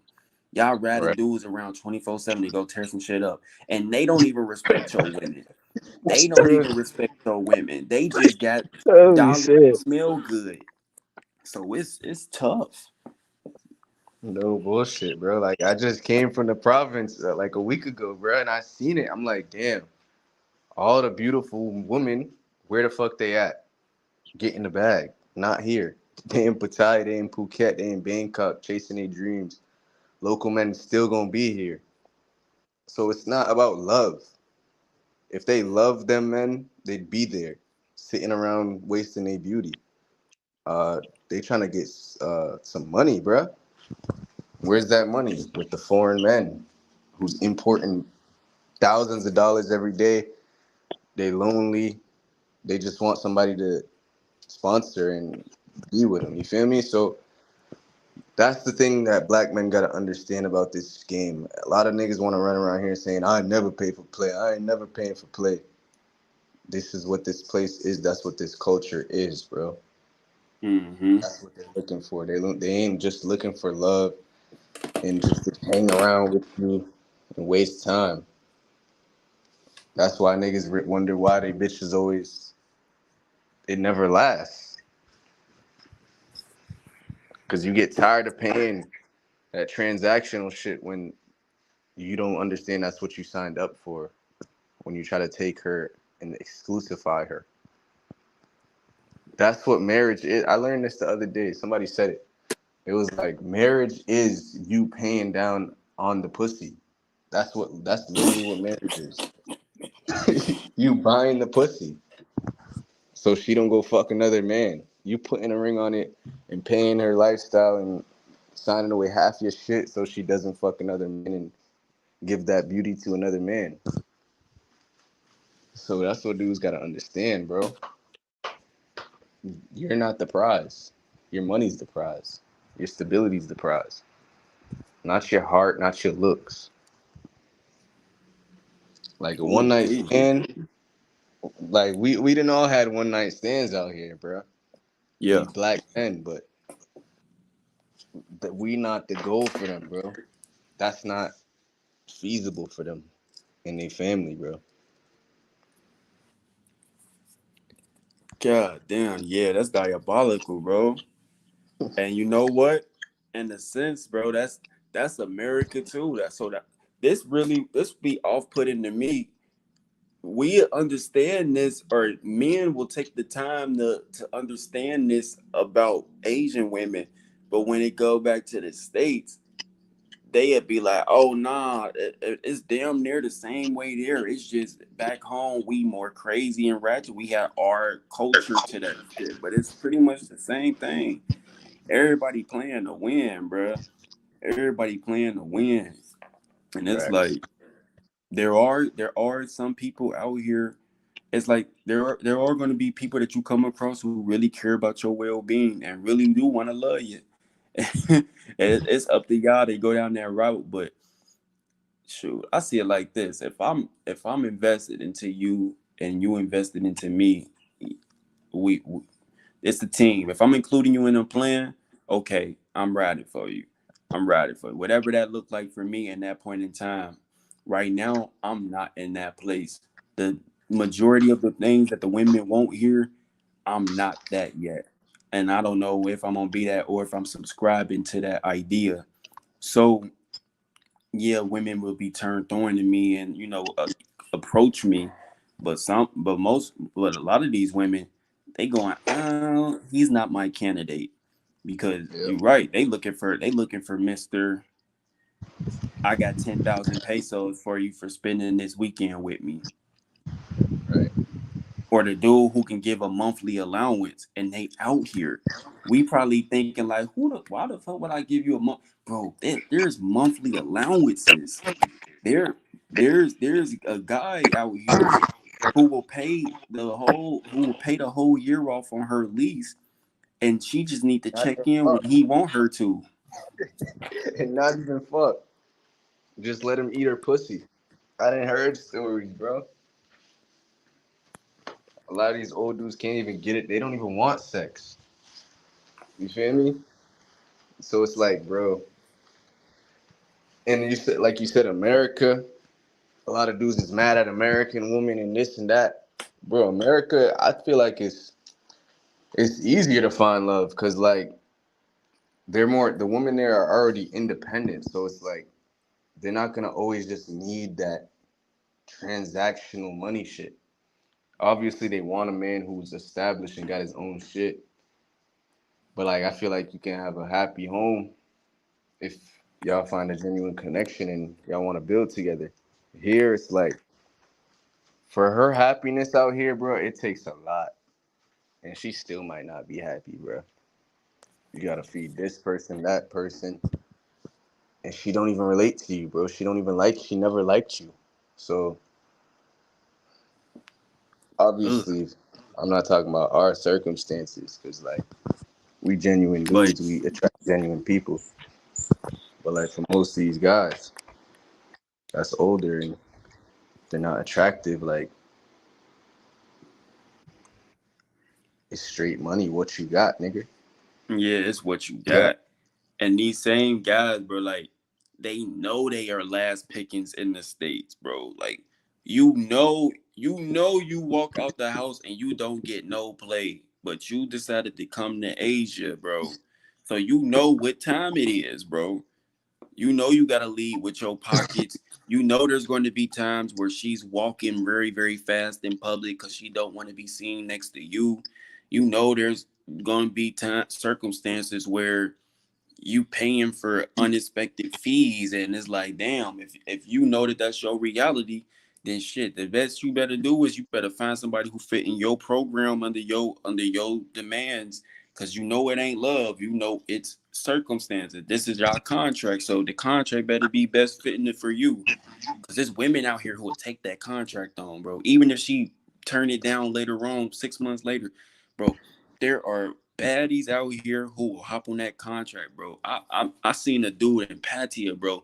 He looked like Rufus the Naked Mole Rat from Kim Possible, bro. He had one eyeball up here, bro, and the other one was in the regular socket. He had the nose up. It was a young white dude, like his face was literally scary, bro. And he would come to the club with the baddest females, bro. And I remember Yep. the girls. You said what? I said, yep. Bro, the girls that would come in with him, they would be looking for that eye contact so hard, bro. They would be looking at me to go, hey, you willing to take on, you willing to willing to catch the baton? And I would be like, hell nah, I don't know what he paying, but I ain't about that life. Whatever contract he got, nah, baby. Nah, but they looking for whoever's gonna provide better than, cause she ain't trying to be with Rufus, but she'll ride it out a whole 6 months with his ass just to get to where she need to be. Like they do See, a this shit lot like of it's dudes, work. yeah, they are working. A lot of dudes come out here and forget, like we all know that, like when you come to Asia, you feel younger, you feel more attractive, but it's not real. It's not real, bro.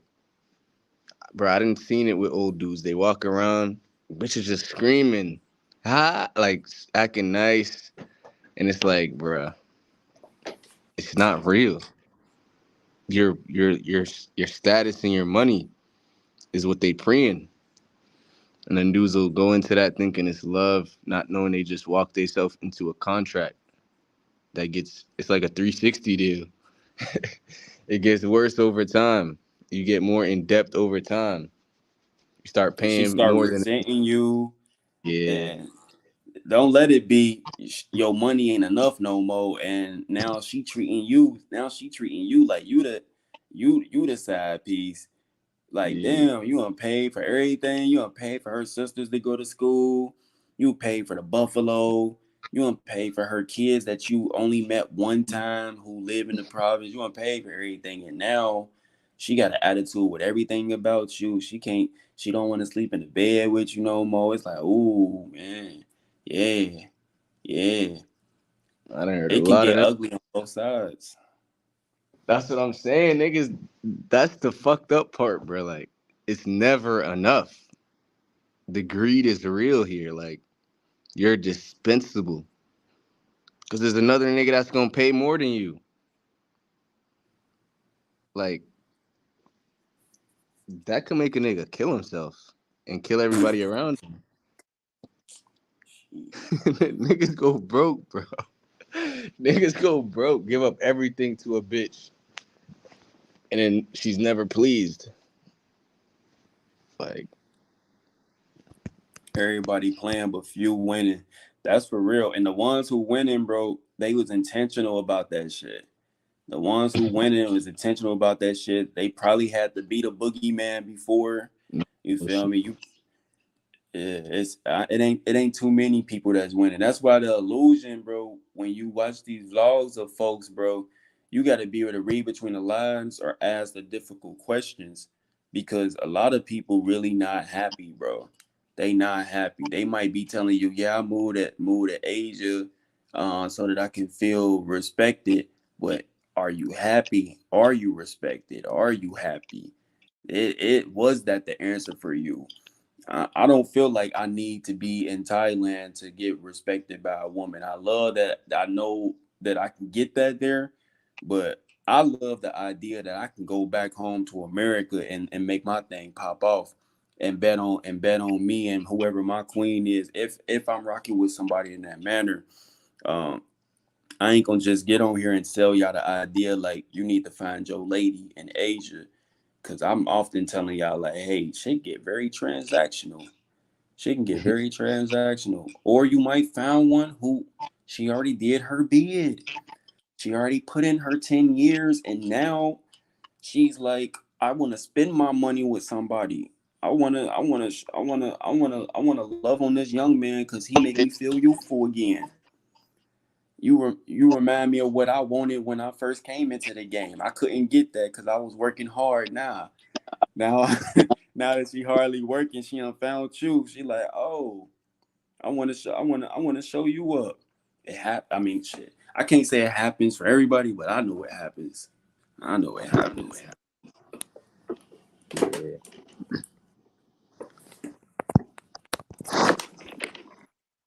Everyone can No. see in. It's out. Yeah. Heavenly Path said it's easier where you from. I don't know about that. I don't know. I don't know. I ain't gonna make comment on that because maybe it is, maybe it's not. It's just some guys, bro. They know how to get what they want. Not even just guys. Some people on this planet, bro. They designed to win, bro. Yeah. Some people winners, some people losers, no matter where, bro. Like I can't come on here and just sell y'all a narrative like shit's just gonna be okay. Stop tricking. Like no, nigga, you gotta do that. You gotta take a L to get what you want, bro. It's not even some funny shit, bro. It's like if if you fat, if you fat, you old, you look like the nigga from Kim Possible, bro. What else are you supposed to do? And You that were ain't no losing already. exaggeration. You were losing already. This is a more soft landing for your ass. You feel me? Instead of walking everywhere and bitches just ignoring you and shit, treating you like a fucking scum of the earth. You can come to Asia. You can live a little fairy tale Barbie life and spend your money that you worked all your years on and had nobody to spend it on one of these women, young and beautiful. Hmm. And she can give you that moment of relief to make you feel like you the funniest guy she ever met. Them Yeah. glances be looking all long and they get touchy and start complimenting all the factors, telling you stuff that your ex-wife never ain't told you in 15 years. Bro, like she I know women who know how to put that shit on. They do that shit for food, for lifestyle, bro. She can blink her eyes and look like she's in love with you, bro. Like, and really it's just, hey, you know what you here for. You 55, kicking it alone in the Philippines. It's your first weekend. What else you here for? You ain't here to learn kung fu.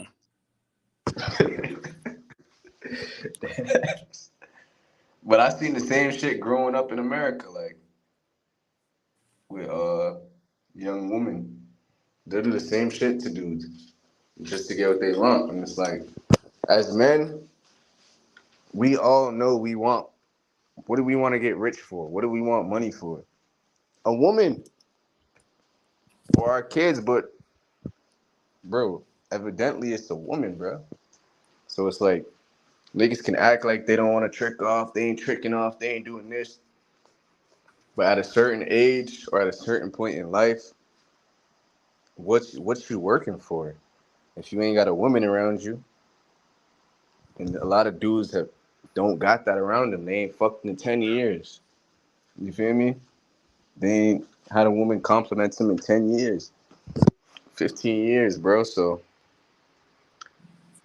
this is a good place, bro. Like it's needed. Prostitution is needed. Let's talk about that too. How you feel Damn, about yeah, prostitution? bro. How you feel about that It's out the here? way it's the way of the world over here in Asia, bro. it's the way of the world. It's the most profitable thing that's going. Like, it can get disgusting or it can be very, very pleasant. But at the end of the day, bro, it's the way over here, bro. Like, quiet is kept. That's how most families are eating. That's how most people was eating because of the power of money and sex, y'all. Um, like, everybody tricks. And when you come over here, everybody tricks. You might be tricking on dates, or you might be tricking on hand jobs, or you might be tricking on everything all at once. For real, it probably comes down to your pockets and what you came to explore. Cause it really ain't tricking if you got it. Like, if you really, really got that shit, 2,000 baht ain't nothing. 2,000 baht is $60, but that $60 can buy you the baddest on the lot. So But my perspective on tricking changed, bro. Like, when I first moved to Asia, I was like, oh no, bro. I was like, bro, like, this ain't making sense. This ain't my culture. I'm from America. I'm used to getting women baddies for free in my own country. I'm not paying y'all for nothing. Then I realized you always paying. So I was naive to not even know that you're always paying. You gonna pay for something, bro. Time ain't free. She not getting dressed up for, for free, not every day, not every day. So we got to get it out our mind that we not paying for it. It is transactional. She might pay for it too. She might pay for it too. You get you a little older woman, or the woman who might not be the beauty standard there, but she fucking love you.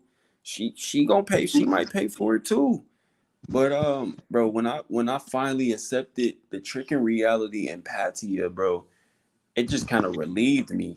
It shattered my world for a minute because I had to let go of my own ego and go, oh, this is what it really is. This shit make the world go round. But once you accept it for what it is, bro, now that you know what it is, how do you want to move in all of this, bro? Like, you feel me? You might go to a massage spot. Between you going to a massage spot and getting jacked off, or chilling with a woman, or going for, bro, that's your business. At the end of the day, she might have did it to five other dudes before you, bro, but you signed up for that. If that's what you needed to feel like a man in that moment, bro, hey, welcome to Thailand. It's coffee. It's literally coffee, bro. Her jacking you off, or sitting on you, was like offering you coffee, bro. It really wasn't that special. It wasn't that special, bro. The next man got offered a cup too. Um, I figure like this: if you gonna pay for it, it better be worth it. That's why I say name your price with anything, or know what you want. And if you don't know what you want, get what you think you want, because shit, everybody paying for it. You paying for something. yeah, before like moving to Thailand and shit, I didn't really understand that concept because like we from America, bro. Like prostitution and paying for play is to us is like street dirty alley hookers and shit, bro. When I came to Asia, I realized first of all it's not a Thailand thing. It's everywhere in Asia. There's Malaysia, there's prostitution heavy. China, Mm-hmm. prostitution's heavy. Vietnam, Japan is a lot of Japan probably the, the worst because them niggas got money. But bro, it's like everybody ain't just paying to just slut a bitch out. Dudes is paying for. There's a lot of forms of prostitution. There's long time. There's girlfriend experience. Niggas paying for bubble baths from these hoes. Everything, bro. And it's like it made me realize, like, bro, like in America we think it's wrong. It's slavery. It's like slavery and shit, bro. Everywhere in the world, prostitution is huge. You feel me? Like that's just the way of the world. Women understand that men need sex, and it's bro. It's been in the Bible. It's in the Bible, bro. Like that's just the life. That's us life, bro. You want a beautiful woman next to you. You want a beautiful woman to touch you. Nigga, break her off. What the fuck? And in a sense, when you around it, it makes sense to break her off. Like, you will look at it differently. Like, damn, what else she here for? Like, shit, it's worth her. It's worth her time. Like, is it worth her? Is it worth your time or not? if it's not worth your time, find something or someone that's worth your time. Like, and that's what the old guys, they got that shit already figured out because they unlived through trying to fall in love and being mind culture shocked and everything. Now they get straight to the business. They know what they want and they don't mind paying for it because once you realize that everything is tricking, now you realize that your time and your money coexist together, and because you have money, you are now using your time more wisely. You can get straight to what you want because you know what you want. Exactly, bro. They want the same thing you want in reverse. So it's like, and coming to Asia, after I left Asia, I realized, bro, prostitution is everywhere and everybody does it. It's just like it's like blind in your face because you don't understand it yet. Coming to Thailand made me understand a lot about women and just like what women want. You feel me? So like prostitution is everywhere in the world, everywhere next it's everywhere. You just wouldn't see it because you're not looking for it. You feel me? Mm. Now it's like I can see it. I can see what's going on. I understand the world. I understand the oldest profession in the book. You feel me? And talk to women. Any woman will tell you what go on. They got DM. Every regular girl can just go in her DM right now and make a little money off her body or her pussy or some pictures, and you'd never know. She'd never tell nobody. But you just think, oh, niggas ain't paying for play. Niggas ain't. I ain't paying for play, bro. Everybody's paying for play. You might get it for free this time, but somebody's This paying. time, yeah, yeah, you got it for free a couple times, and you probably looking down on folks who paying for it, and really you just ain't that comfortable, or you really ain't you don't know yourself that much. Either you don't know yourself or you ain't experienced that much. Cause once you let go of the idea of, oh nah, I ain't doing that. They gonna have to want me. It's like, well, why do any woman have to want you? The ones you really. Like damn, you that stingy? You either you ain't got no money or you stingy, or you must really think you got an amazing heart and somebody's about to see you for that out here. But right now, as of right now, the first 10 minutes of the conversation is what you want to have a good time in this country. What do you want? And what I loved about Thailand was they so transactional, but they so transparent about that shit. You're having these conversations. In America, you might have somebody hint at something. You might have a girl say something like, shoot, I'm hungry. Or you might have a girl say something like, damn, my phone bill coming up. Or in Thailand, she's gonna have a conversation with you about, I need some money to send back home, or hey, I need 2,000 baht if you're trying to bust this thing open. Like you're having actual conversations and y'all sitting down and she's looking at you like, yeah, let's get to the numbers so we can get to what we both want. And you like, oh shit, numbers is involved. Hell yeah, numbers involved. What you gonna do? What you gonna do?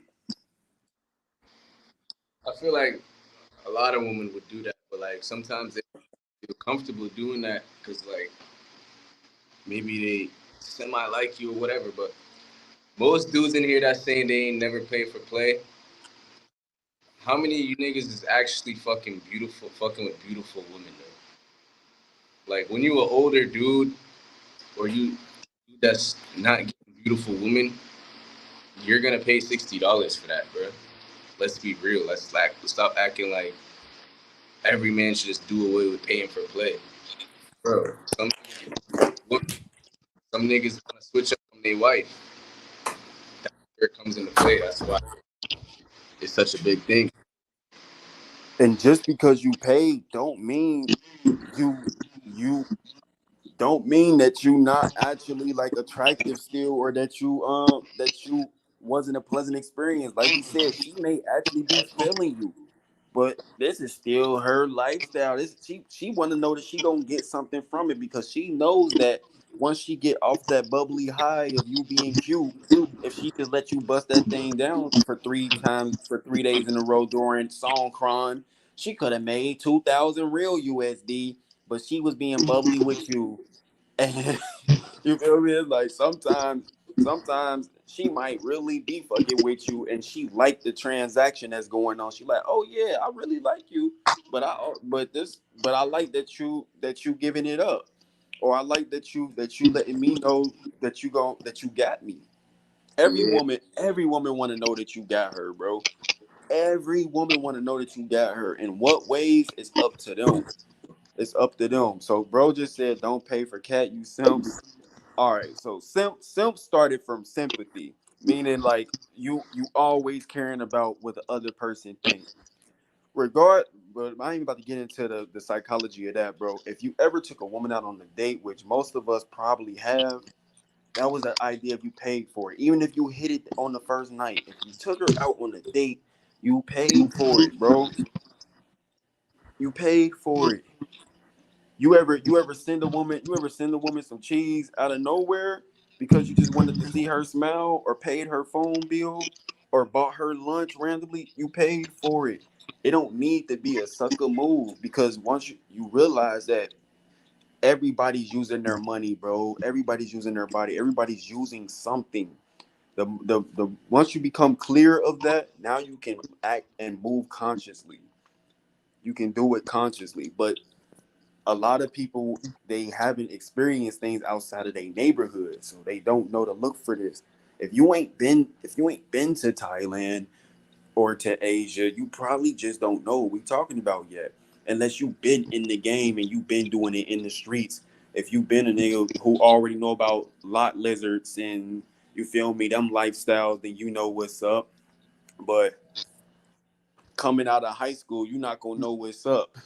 In high school, you had girls doing things for you and your homies in the bathroom because of hormones, because all of y'all was geeking, and because you was on a basketball team, or because, you feel me, you had Riz. All right, when you get out of high school, even college, after they stop getting slutted out because you in the frat, or because you a cool dude, women is tapping into that mode of, I need security. I need to build something for myself, or I need to be with a man who's going to guide me and who's going to care about me and take care of me. That's just what it is. yeah, bro. Women understand that like giving you free pussy is devaluing, bro. Like, let's be real. It's devaluing, bro. Like, even like, bro, women will be content with you just buying her an Uber or some shit, buying her a meal. Like, that's what where niggas be like, you're paying somehow. That's what they mean. Like, bro, woman just wants to feel like she's getting something out of you, bro. Just giving up pussy. Come on, bro. We as men, we don't even respect that, bro. She's giving up pussy. Like, deep down, we don't respect her. You feel We me? We hate would, it. yeah, we We hate hate it, it. but we want it, nigga. Like, so That's the lover boy in us that hate it, because we be thinking like, damn, you supposed to be a queen and this. Yeah, yeah, yeah. You still want it though, right? It's like, damn, yeah, I wanted that shit. Like, but damn. he said no one in this chat fucking nines and tens included. Let's be, let's be honest though. That's a fact. A nine- my nine and my 10, I know she ain't looking at me, bro. There's a million niggas in line. That's where coming paying comes into play sometimes. Using your money, using your status, that comes into play. There's a million niggas that want to hit that. How am I gonna skip the line? That's She where might even want you to skip the line. She may come you to might you want with the presentation, but she still exactly. want to know like you gonna Yeah, lock it in, bro. Like, that's the she's thing, not bro. fucking So a loser. woman will come to you and be like, "Damn, I want it to be you." Like, yeah, I might have to be out here in these streets, but I throw that shit away if you can hold it down. Yeah. That's still that. It's like me renting a car. I got my car. I'm trying to rent it. I'd rather rent it to my homie for lower than a random fucking teenager that's gonna might wreck my shit. You feel me? So that's just how life is, bruh. Money rule the world. Value shit with value, you're gonna have to pay for it. whether you want to be a grown man about it now or you want to find out the hard way.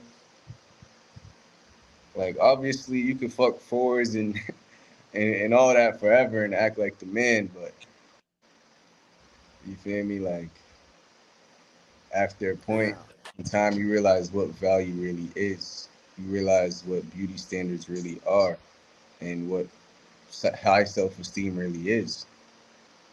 People with high self esteem ain't just devaluing themselves, throwing their bodies away for no reason. Like Bro, how women's, can what note can we end this on, bro? Cause we untapped on some shit, bro. yeah. Now we just answering the comments and shit. That's all. I'm gonna clip this up, but we gotta do another live when you get back to Thailand, bro. I Most re- definitely. you can Look, speak. we got a link. I'm pulling up on you when I make it out to Thailand, bro. Yeah, I'm trying to figure shit out right now about visa situation and stuff. So yeah, for sure. Yeah, I know it's man. 3 o'clock for you, bruh. So any Yeah, it's last 3 in the remarks? morning, y'all. I'm about to lay it down, bro. This conversation was just so interesting. I thought we was gonna be on here for like an hour, y'all. We've been on for a 3 piece, but it was worth it. Time well spent. I hope y'all was able to gain something from this and get to know us a little bit better and what we picked up from our experiences. So y'all can follow me on any platform at Cool DMG. And y'all gonna see me making videos with C soon. I got hella videos with the Prince of Downtown who was on here earlier. And really, bro, the shit is unfiltered. My shit filtered though sometimes. I ain't gonna cap. My shit filtered, but it come with a sense of humor. It come with a sense of humor. Everybody got their own flow. So y'all gonna resonate with us differently. But we all know each other for a common reason, bro. We've been keeping it real. We've been sharing nothing but game and love. And I want to congratulate you on your success, bro, because you turned that shit up. Like I said, I caught you at 213. Now you at 30K. And that ain't nothing. You about to run it up another 100K. Keep doing what you doing, how you doing. You gonna be growing too. So you ain't gonna be the same, bro. As you keep growing, bro, it's gonna be people who resonated with your content from 2 years ago. You're not gonna be that man anymore, bro, and that's gonna be completely fine. So as long as you being true to yourself and however you feel right then and there, bro, the right people gonna constantly grasp that shit. Yeah, bro. And I've been wanting to get you on the panel. You feel me? Get some get some of my people to tap into what you be talking about because I appreciate your channel too, bro. I wish you posted more, but I know like you're trying to figure it out and shit. But hell yeah, bro. I appreciate you tapping in. Appreciate you keeping it real. I appreciate your thoughts on anything, especially as a wiser, older dude than me. You always give us some real game, and today was a great stream. I ain't gonna lie. So shout out to you, Word. bro. Y'all go subscribe to Cool DMG channel. We out. We out. Peace, y'all. All right, you too. That was a good ass stream. That was a good ass topic. We could go on. We can keep talking about this shit, but yeah, this nigga said just be white and you don't have to pay. That's fucking cap. But Global CeezyCeezy, we out, man.